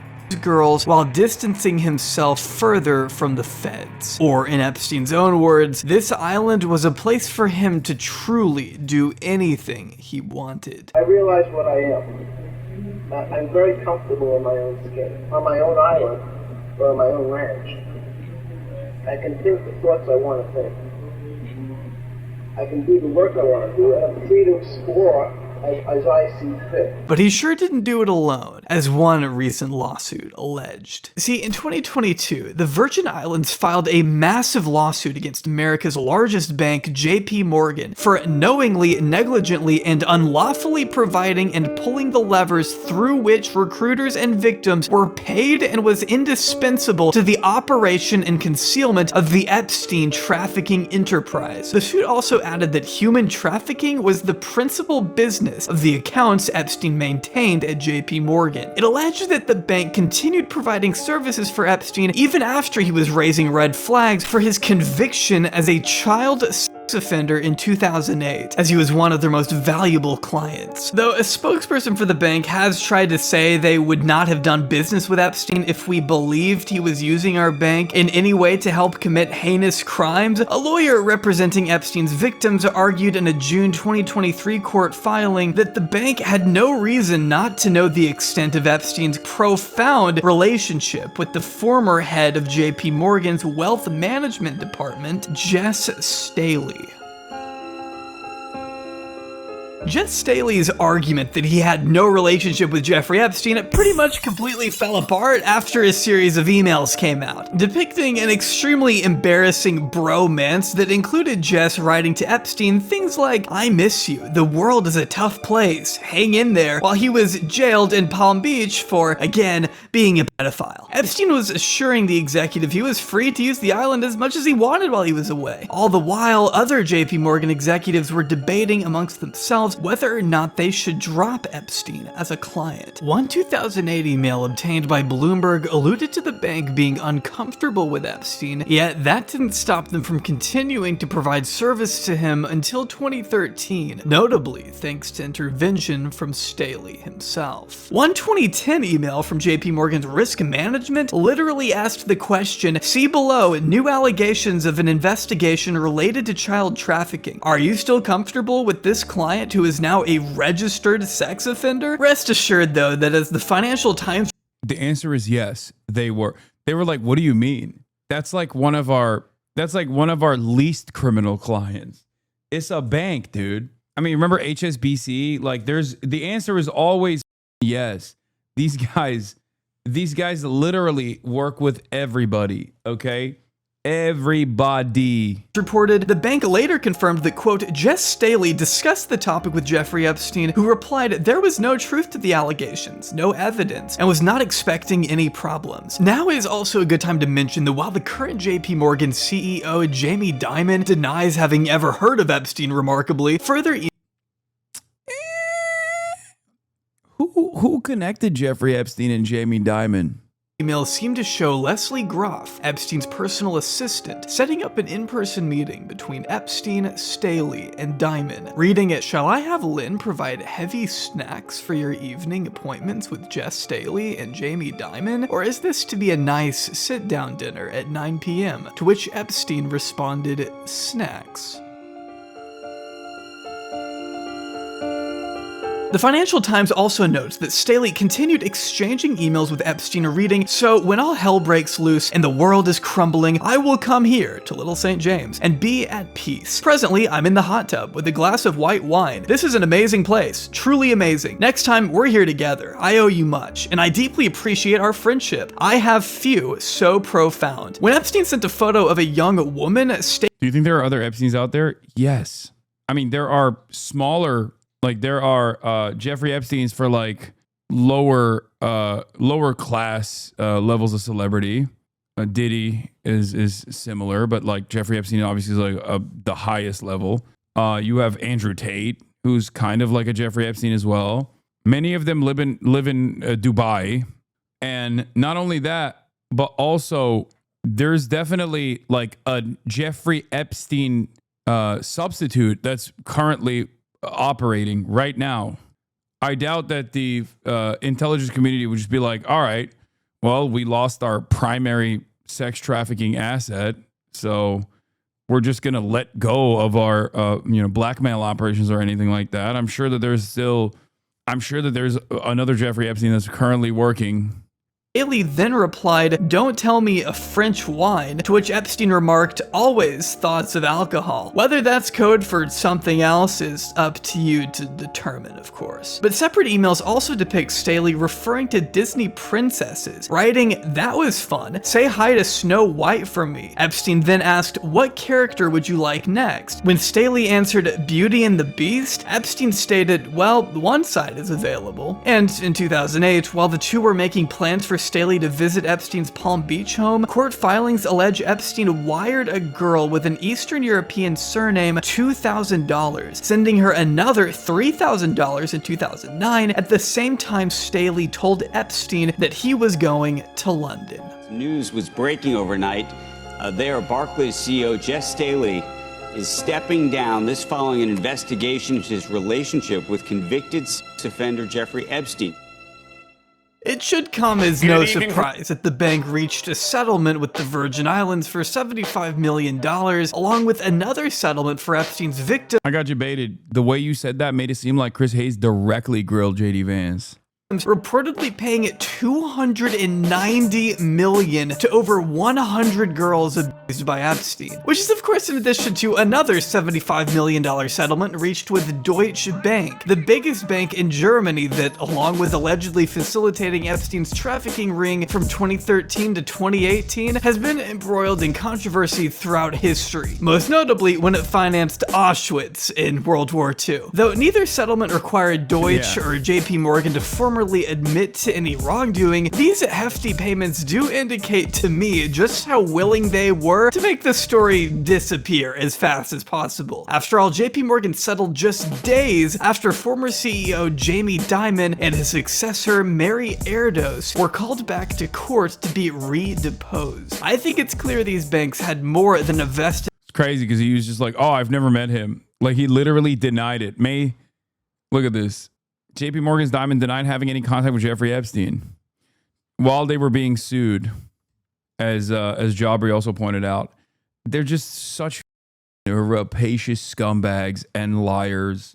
Interest to keep their ties to Epstein as quiet as possible. There have been some headlines recently regarding Jeffrey Epstein and the ongoing litigation there. Has it impacted your brand equity at all? A little bit sometimes, but we banked Jeffrey Epstein, and I'm so sorry that we did. I wish we hadn't. Had we known then, we know today, we obviously wouldn't have. And so... Have you changed the vetting of potential clients? Yes. One of the more extraordinary revelations from the JP Morgan suit, though, is that we actually get to see more of Epstein's personal schedules, which identifies some of the people Epstein would meet with on a day-to-day basis after he was a registered sex offender, of course. These names consisted of Woody Allen, Noam Chomsky, Bard College president Leon Botstein, and even former Israeli Prime Minister Ehud Barak, who first met Epstein in 2003 and went on to visit him in both New York and Florida at least 30 times between 2013 and 2017. Dude, guys, not an intelligence asset for the Mossad. Okay? Please stop saying this. Ehud just really liked how chill Jeffrey was. Okay? That's it. They had shared interest. Yeah, Jeffrey Epstein was also an expert in Israeli taxes as well as American taxes. You don't understand. Times of Israel has also pointed out that this included monthly meetings the pair had throughout 2015, while Epstein was having to regularly meet with attorneys representing his many victims. The fact this guy was able to just continue dining with literal world leaders while at the same time popping in for a meeting with lawyers regarding numerous ongoing lawsuits is just insane to me, with Chomsky even trying to say that Epstein's prison time indicated a quote clean slate. Magician David Copperfield was also known to visit Epstein after his time. I forgot about that. I forgot he said something about that. Oh, God. Ay. God, he's such an anarchist. It's crazy. He's such a anarchist, dude. He is a libertarian through and through, you know? Yeah, really putting the libertarian and libertarian socialism for sure. For sure. Noam Chomsky should have really thought about getting consent and not manufacturing it. Fuck, that's messed up. Prison, according to Epstein's personal schedules and a victim by the name of Johanna Schoberg, who testified that Copperfield once pulled her to the side and asked if she knew that girls were getting paid to find other girls. Out of all the powerful people Epstein mingled with during the last decade of his life, specifically, when he was a known child sex offender, I should emphasize once again, there are some who have managed to at least keep their stories straight. Bill Gates is not one of those people. You had a number of meetings with Jeffrey Epstein. Melinda is so vicious, dude. I mean, respect. Respect to Melinda, by the way, because she cut that shit crazy style. Who, when you met him 10 years ago, he was convicted of soliciting prostitution from minors. When everything about Epstein blew up in 2019, Gates made sure to answer questions about his alleged contact with the predator as swiftly and as plainly as he could, admitting to the Wall Street Journal in an interview where he was doing promo for a Netflix documentary about himself, "I met him. I didn't have any business relationship or friendship with him. I didn't go to New Mexico or Florida or Palm Beach or any of that, except this wasn't True, okay? Shortly after he issued the statement, flight logs surfaced that showed Gates had, in fact, been to Florida. He just didn't know it, but I guess it isn't that uncommon to trip and fall onto a pedophile's private jet when you're that rich. Maybe that's why he ended up traveling to New York for a long, late-night discussion at Epstein's townhome. Now, I don't know about you, but I haven't yet made the little oopsie-doopsie of chatting late into the night with a publicly known child sex offender at his own house, but who am I to speak for others? All he said at the time in emails obtained by the New York Times were, I think about this quite a bit, where it's like, were they all just basically thinking like, well, obviously this guy's like, you know, he's pretty mobbed up, right? Like he's pretty connected. So maybe nothing bad will come of it for them. Like he won't get rearrested, you know what I mean? Even though he's like clearly still doing the same shit that led to his previous arrest and conviction, you know? Like there's got to be some people who were like, oh, this is a incredibly connected, powerful person. And I'm just going to overlook the fact that he is a convicted pedophile. You know what I mean? But the other side of the story always is like, what was Jeffrey Epstein offering beyond connections? Epstein's lifestyle is very different and kind of intriguing, although it would not work for me. Of course, he was only talking about the mansion's decor, according to one Gates spokesperson, but may I remind you that his New York mansion contained a mural of himself in prison. I wonder if that part of Epstein's past came up at all during the conversation. We know Epstein himself thought everything went great, though, writing in his own email reviewed by the Times simply, "Bill's great." They would go on to meet a Have you ever heard of links between Roger Stone and Epstein? Seems like a lot of their circles overlap, but never heard his name come up. He's brought it up to defend Donald Trump, but they were all child sex junkies. All rational thought went out the window. I don't know about every single person, chatter. I don't think every single person that was involved with Jeffrey Epstein was like straight up like there. Because again, this goes back to that's the most interesting, the eye-catching part, and perhaps the most vile of crimes that he committed. But I think that there were a lot of people who were tied to him financially.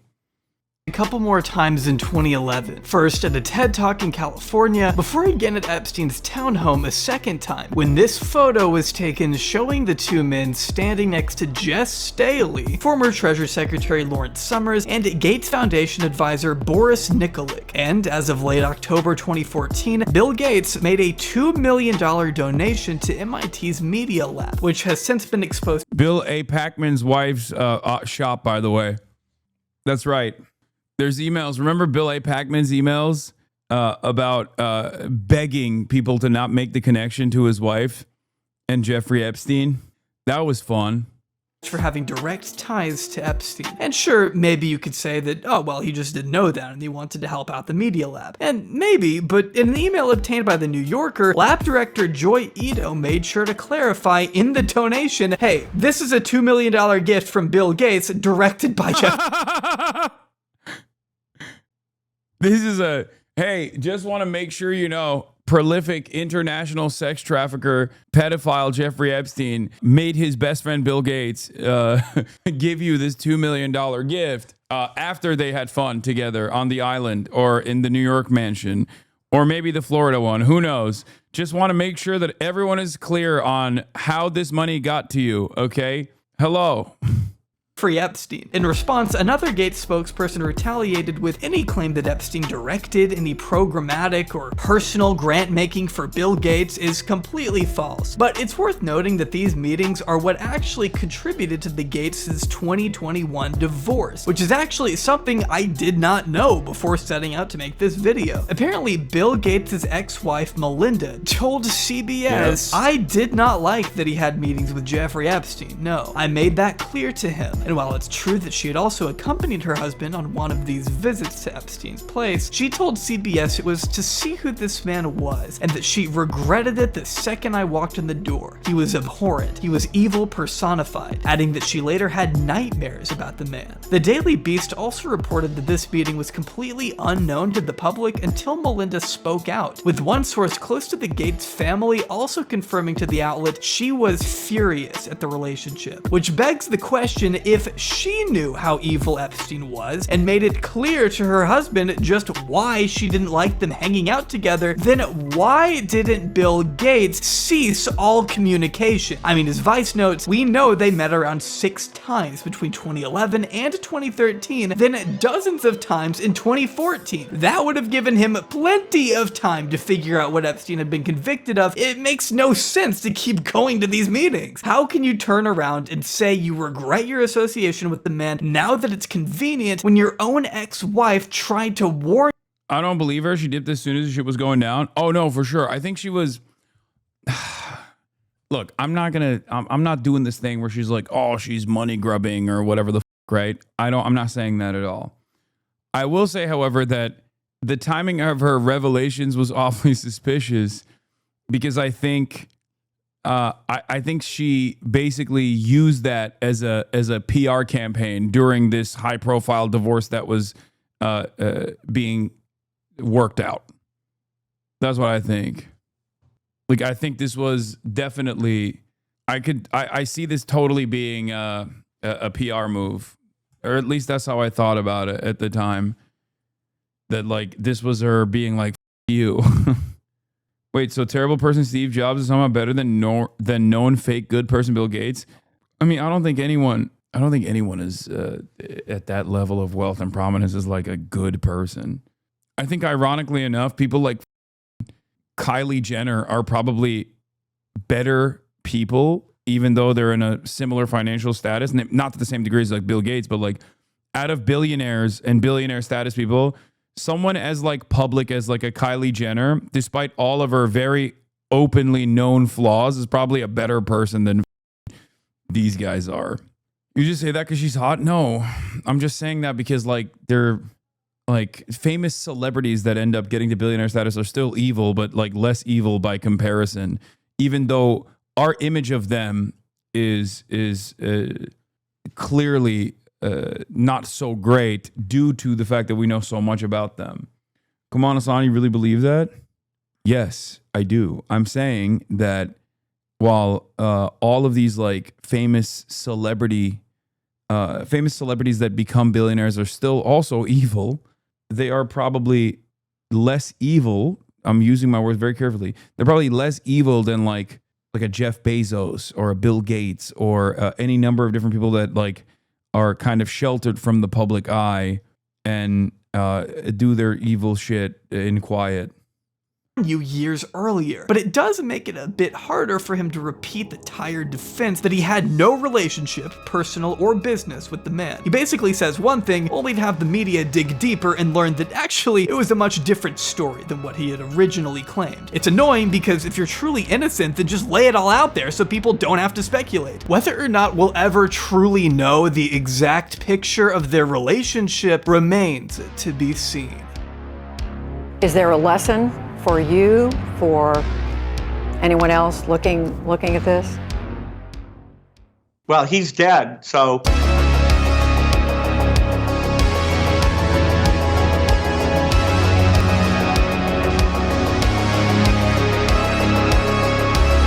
What podcast will have a Ghislaine Maxwell interview first? Tim Dillon. Or Nelk Boys.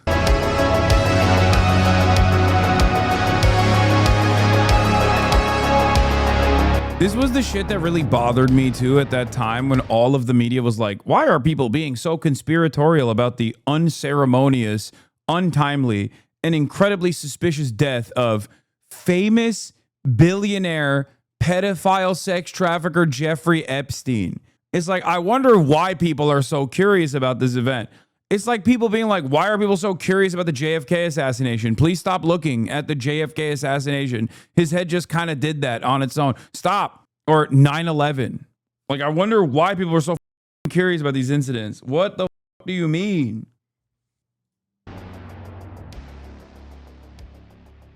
All right. we've covered a lot of ground so far. Now we can finally explore the debated question, did Jeffrey Epstein kill himself? Except, in order to answer that, we may need to understand how Jeffrey Epstein was ever put in a position to kill himself in the first place. See, the Department of Justice under Attorney General William Barr, who, if you remember, is the son of the guy who gave Epstein his first job at the Dalton School decades earlier, actually began looking into that notorious plea deal cut by Acosta in early 2019, only a few months after the Miami Herald expose went live, which all culminated with people asking some pretty simple questions like, okay, even though Acosta went easy on a child sex offender 12 years ago, can that same child sex offender still be arrested on federal charges, assuming the scope of his crimes extended outside the Miami area? Well, turns out the answer was yes. After returning from a trip to Paris, Epstein would fly into Teterboro Airport in New Jersey on the evening of July 6, 2019, where he was swarmed by federal agents and arrested under suspicion of sex trafficking minors. While this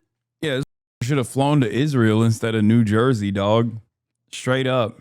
Like, that was his mistake. He should have just went straight from Paris to Israel and he would have been fine. He would have just stayed there permanently.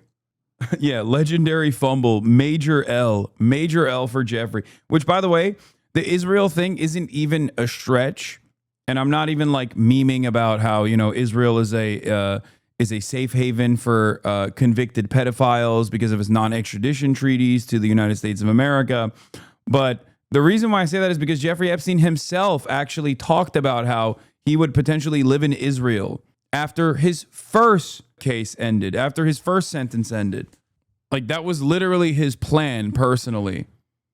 This was happening, the FBI, who had just obtained a search warrant for Epstein's Manhattan residence, forced their way past the daunting 15-foot-tall front doors in search of any incriminating evidence inside its walls. As we know from Ghislaine's subsequent trial, feds located and photographed a swath of material stuffed inside bags and drawers throughout the home's 40 rooms, including $70,000 in cash, nearly 50 diamonds, that fake passport I mentioned a while ago, and perhaps most notably, hard drives and CDs recovered from a safe that investigators had sawn into. Court documents confirmed these CDs came with handwritten labels reading things like young name plus name on them. But here's where our story becomes uniquely frustrating. Kelly McGuire, an FBI special agent working for the Bureau's Child Exploitation and Human Trafficking Task Force, testified in 2019 that although they had acquired a warrant to enter Epstein's home, she and her team did not yet have a warrant to take any items with them. But you'd think it would pose somewhat of a liability to just leave all that evidence sitting in that house overnight. Someone with authority to enter the residence could come in and just take it, right? No, but that would never happen here. I mean, it's a federal case. The FBI can be trusted to go back and secure those materials, right? I think you can tell by the sarcasm in my voice that they, in fact, did not really do that. As Agent McGuire went on to testify under oath that the contents of the safe were suddenly missing by the time the FBI returned 4 days later on July 11th with a new warrant. It seemed like someone in the Epstein camp had already stopped by the mansion and confiscated the items the FBI intended to submit as evidence. So naturally, McGuire called up Epstein's lawyer and now executor for the Epstein estate, Richard Kahn, and basically asked him, hey, where the are the tapes that were here? To which Kahn said, don't worry, I imagine. We've got everything you're looking for, and we're on our way. You can trust us. I'm just speculating here. I think that's what he said. Within minutes of her call, as McGuire testified, Kahn appeared at the townhome with 2 suitcases full. Dude, you mean to tell me that another series of unfortunate events happened where the second time Jeffrey Epstein was caught, the second time, all of that evidence subsequently went away? Wow. So many whoopsies, man. Just constantly happening. Left and right. It's just, oh, shucks. Oh, dude, what? Oh, wait, hell, what? Oh, no. Look at me. I done did it again. As a member of the federal law enforcement, I done did it again. Hate it, but what are you gonna do? of the missing evidence. The problem with that, though, as the Telegraph notes, is that McGuire could not confirm if the content on those CDs was the same as before. The Telegraph also notes here, another part of McGuire's testimony, that some of the hard drives had already been labeled as evidence by the time the FBI found it, and that she didn't know why that was or who could have labeled it because it wasn't them. But if you remember from earlier, Epstein's Palm Beach residence saw computers and hard drives hastily removed before officers could enter his home. Back then, as Joe Ricari told Julie K. Brown. Whether or not these were the same hard drives is unclear, but the fact remained that Epstein seemed to keep meticulous records of everyone coming in and out of his many properties.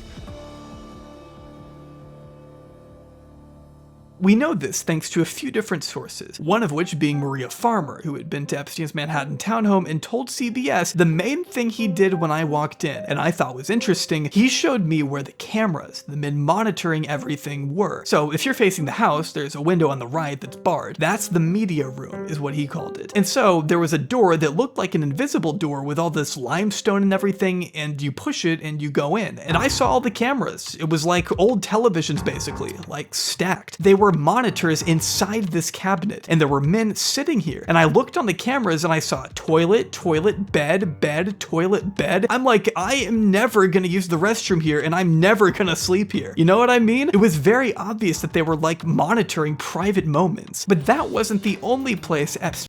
You guys don't understand. He was just an enthusiast.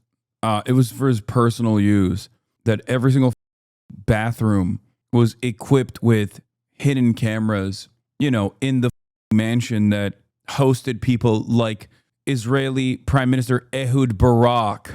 Epstein is said to have had cameras. As Brown noted in her book that upon arriving to the Virgin Islands to scope the place out for herself, she spoke with a couple off the record who each claimed to be employed by Epstein. They alleged that Epstein's other employee, Leslie Groff, flew in from New York and began dismantling the camera system from the island the day Epstein was arrested on July 6, mentioning that a steel safe had been carted away as well. And by the time the FBI arrived and ordered the employees to leave the island, the cameras and safe that had been there were already long gone. Groff, of course, had denied all of this to Brown, but it is something to consider, especially when you pair it with the claims made by Sarah Ransom, another Epstein victim who alluded to journalists in 2016 that Epstein kept sex tapes of Clinton, Prince Andrew, and billionaire Richard Branson for blackmail, all of whom deny this unequivocally. Before long, Ransom would publicly retract this claim, insisting that she had actually made up the tapes in an effort to bring more attention to the Epstein case as a whole. And that's about where things remained until this year, when Ransom retracted her retraction, recently telling Good Morning Britain there are videos that exist and the people know they exist. I'm sure they are very frightened of them being released. It's no secret that everything was recorded. Multiple victims have come forward confirming my account along with others. I've seen recordings in Epstein's office. The reason for coming forward, she says, was Ghislaine Maxwell's imprisonment, as before she felt threatened by the sex trafficker to retract her claim. All the individuals you've named have denied these claims. Why did you backtrack on the allegations?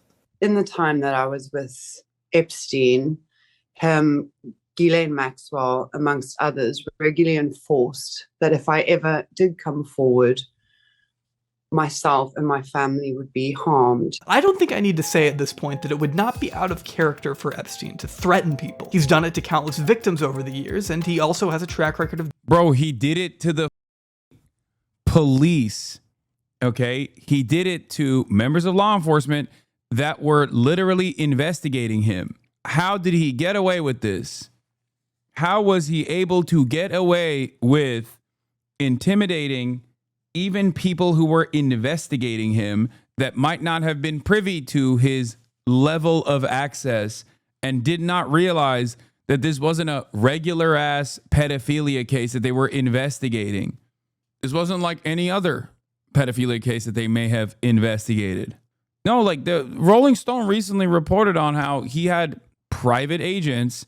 They say it's private security. I think maybe something different than private security. Jeffrey Epstein hired private investigators to intimidate FBI agents, says officials. Law enforcement officials say the disgraced financier and accused sex trafficker put surveillance on FBI agents investigating him 2 decades ago.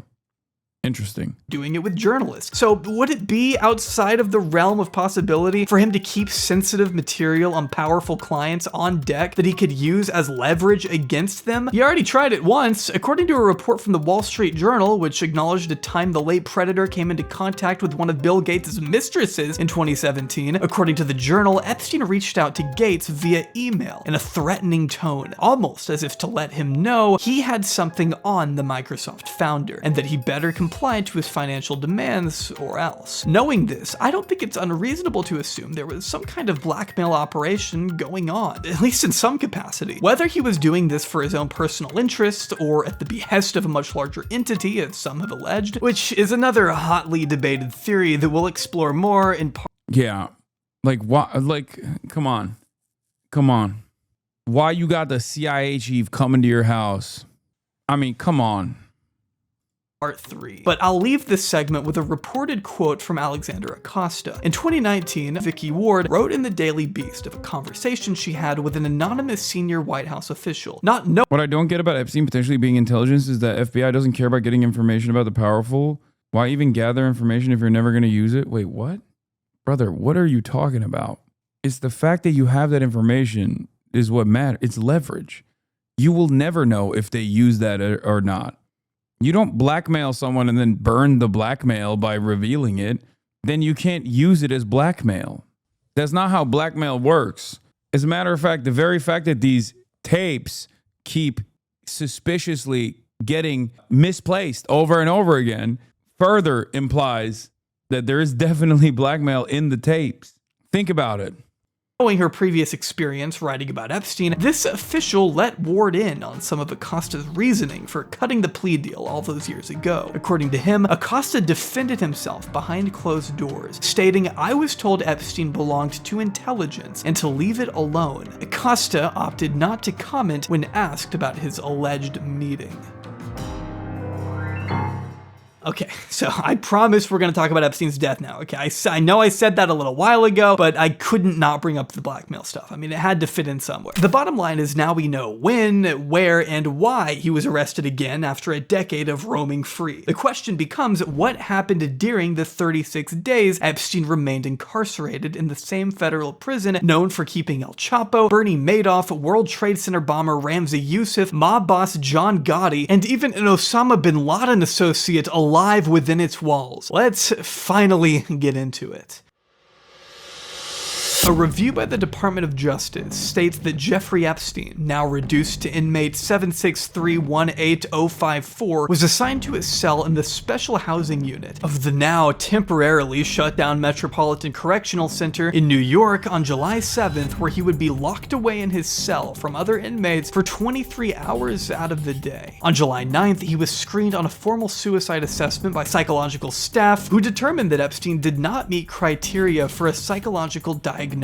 He himself denied any suicidal ideation. On the early morning of July 23rd, however, the report notes that correctional officers responded to Epstein's cell, where he was found with an orange cloth wrapped around his neck, and what medical personnel declared was an attempted suicide. Epstein was alive, but he would be placed under suicide watch, where he remained for only 1 day, though he did stay under psychological evaluation for the rest of that week. Epstein himself told police that a cellmate had tried to kill him before later admitting he didn't know what happened to him and didn't want to talk about it further, although it would appear two fellow...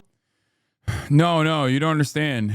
He was actually just suicidal, simply, and that the cameras had broken on that incident as well with Nicholas Tartaglio. That was his cellmate is crazy.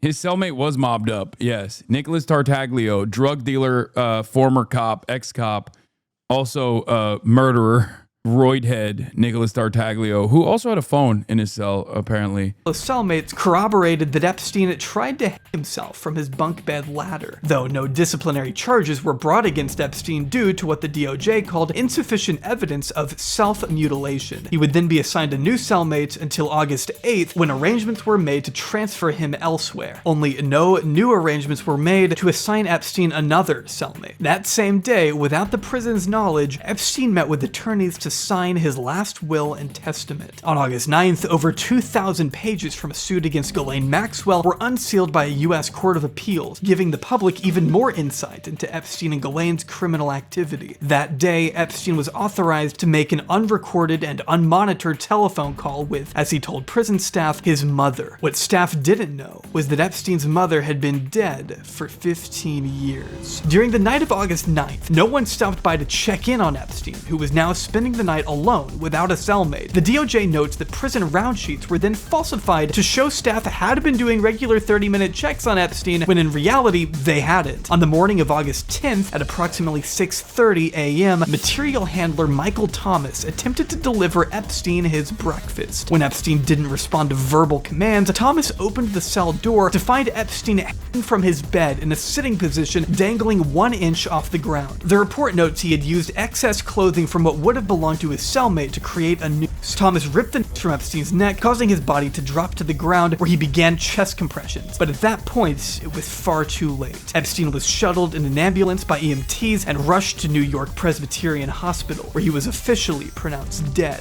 at 7:36 a.m. The raid today, our cameras there at Jeffrey Epstein's private island, and it all comes, of course. At 1 a.m. last night in Paris, Brunel, Jean-Luc Brunel, was found dead, hanging in his cell. A hugely important part of Epstein's trafficking network disappears the same way Epstein did. The Maritza Vasquez deposition is damning for both Epstein and Brunel, but Brunel actually ended up suing Epstein because of lost business due to Epstein's Florida arrest. Brunel goes totally quiet after Epstein's 2019 arrest. There are rumors he's hiding in Brazil, but he's eventually picked at Charles de Gaulle airport trying to catch a flight to Senegal. He was being held on charges relating to rape and procurement of girls. Update: Le Monde reports a reaction from Brunel's lawyers that indicates they either had knowledge of his decision or he left a note, or they're just speculating. Yeah, he just killed himself. Should be noted that Brunel did suffer from depression. Epstein died in his cell. Pedo got wrecked. He killed himself. What? Epstein is live on report. Anyone who has billions is blocking. And that is happening is proof this shit belongs to intelligence. What are you saying, man? I don't think he was depressed. Says outrage grows tonight. Why wasn't anyone watching Epstein in jail? How was he allowed to take his own life? Attorney General William Barr saying he is, quote, appalled that this happened at a federal jail. I think everyone knows where they were when they first heard about Jeffrey Epstein's death. I remember being at a college orientation when I looked down at my phone and saw the news. Naturally, I did what any level-headed person would do in that moment and ran to Twitter, where I pretty much saw everyone on my timeline giving their own theories of what truly happened. If you remember, Trump actually took the opportunity to immediately blame the Clintons, which, as much as I can't stand the guy, is a pretty good move, I can't lie. But whatever. He was literally the president. He was the president. And Epstein was in federal prison.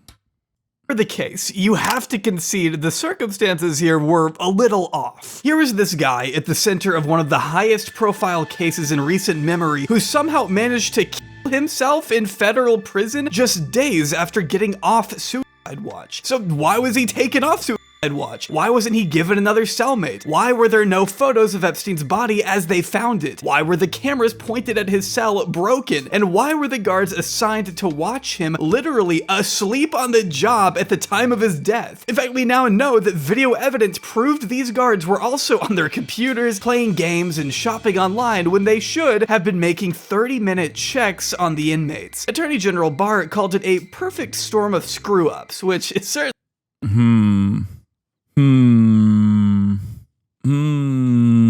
just some interesting stuff, man.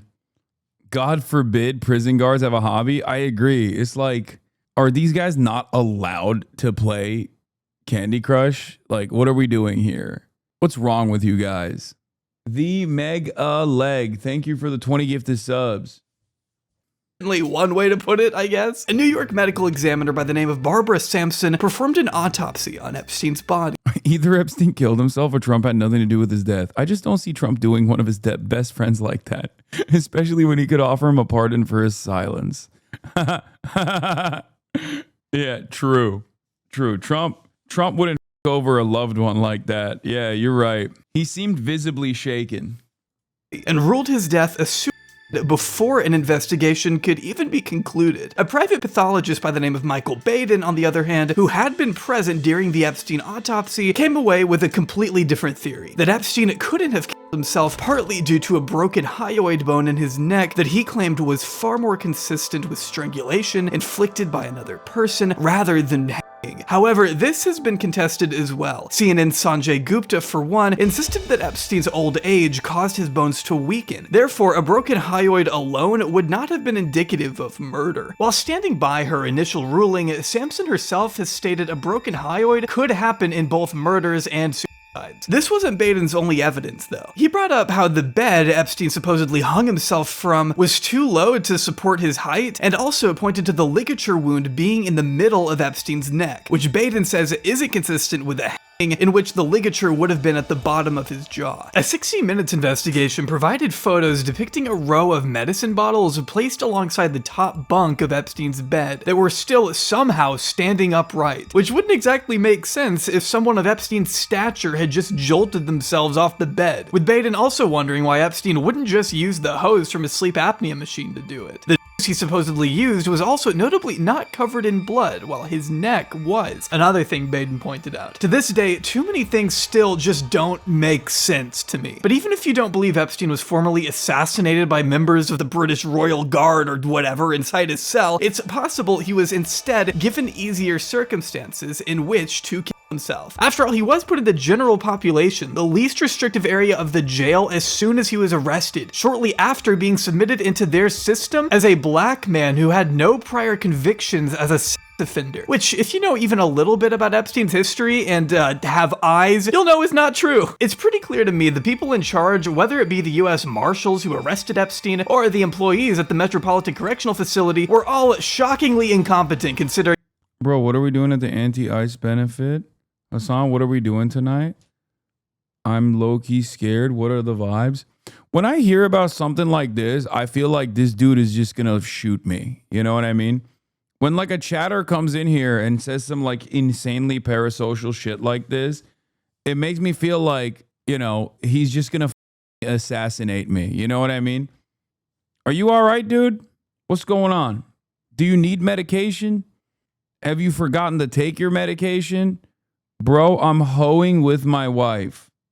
Like, the vibes are fine until someone like your freak ass comes around and just them. Okay? Going with my wife. Okay, man. It's insane, dude. What are we doing, man? What are we doing at the ice benefit? Who's we? Are we French? What are we talking about? We. I'm sorry, dang. He's socially awkward and forgets you aren't his friend. No, it's just like, it freaks me out when it's like, bro, I'm scared.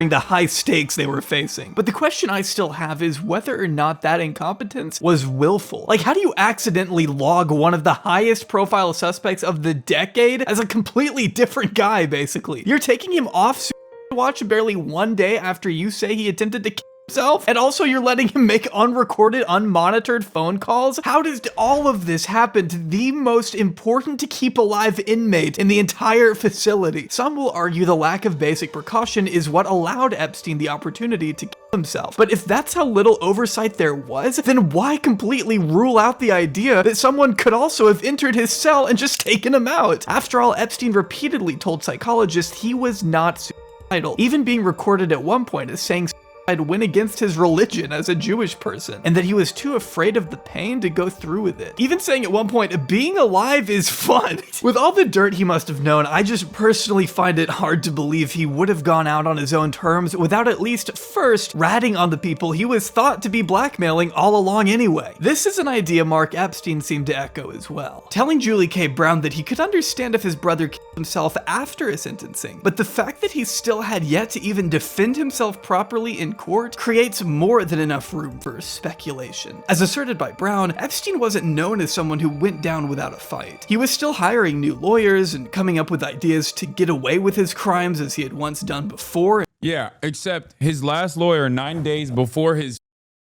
untimely death was Trump's lawyer. So there's that too. in Palm Beach. Whether or not Epstein would throw in the towel this early on without giving it a proper shot may, for the unforeseeable future at least, remain up in the air for anyone to determine for themselves. Do you think Epstein killed himself sincerely? I would say that he did, but there are those people, there are many people, I think you're one of them, right? But a lot of people think that he was killed.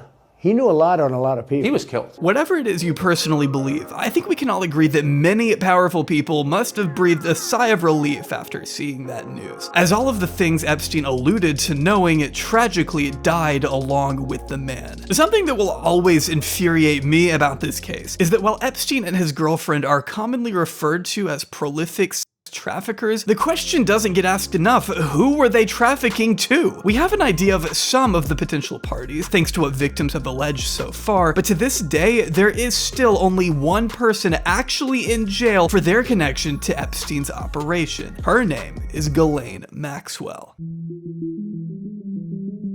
The high seas make up 47% of our planet, but they are the least explored and least governed part of it. A British businesswoman, though, is hoping to change the status quo by turning the oceans into an online country known as Terramar. Now, here it is. It's a website where you can sign up and become a citizen, stick your name on a parcel of ocean, or become an ambassador for one of the many marine species. I caught up with founder Ghislaine Maxwell to find out. Why doesn't Ghislaine Maxwell snitch? I don't know. Maybe because she doesn't want to die, dude. What are you talking about?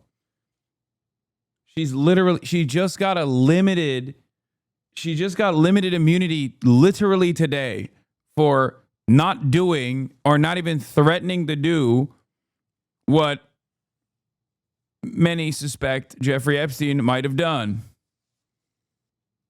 She didn't get a pardon yet. No, she got limited immunity to snitch. A little more about how this whole project works. Well, that's pretty much going to do it for part 2. Believe it or not, there's still a lot more to talk about, but I'm going to reserve that for the next and final installment of this series, where we'll finally be delving into the woman behind Epstein's powerful connections. Did Epstein not have a dead man switch? Seems odd. Perhaps his dead man switch was Ghislaine Maxwell. You thought about that? Have you thought about that? Hasan Reactions is one of the best ones in the React channel.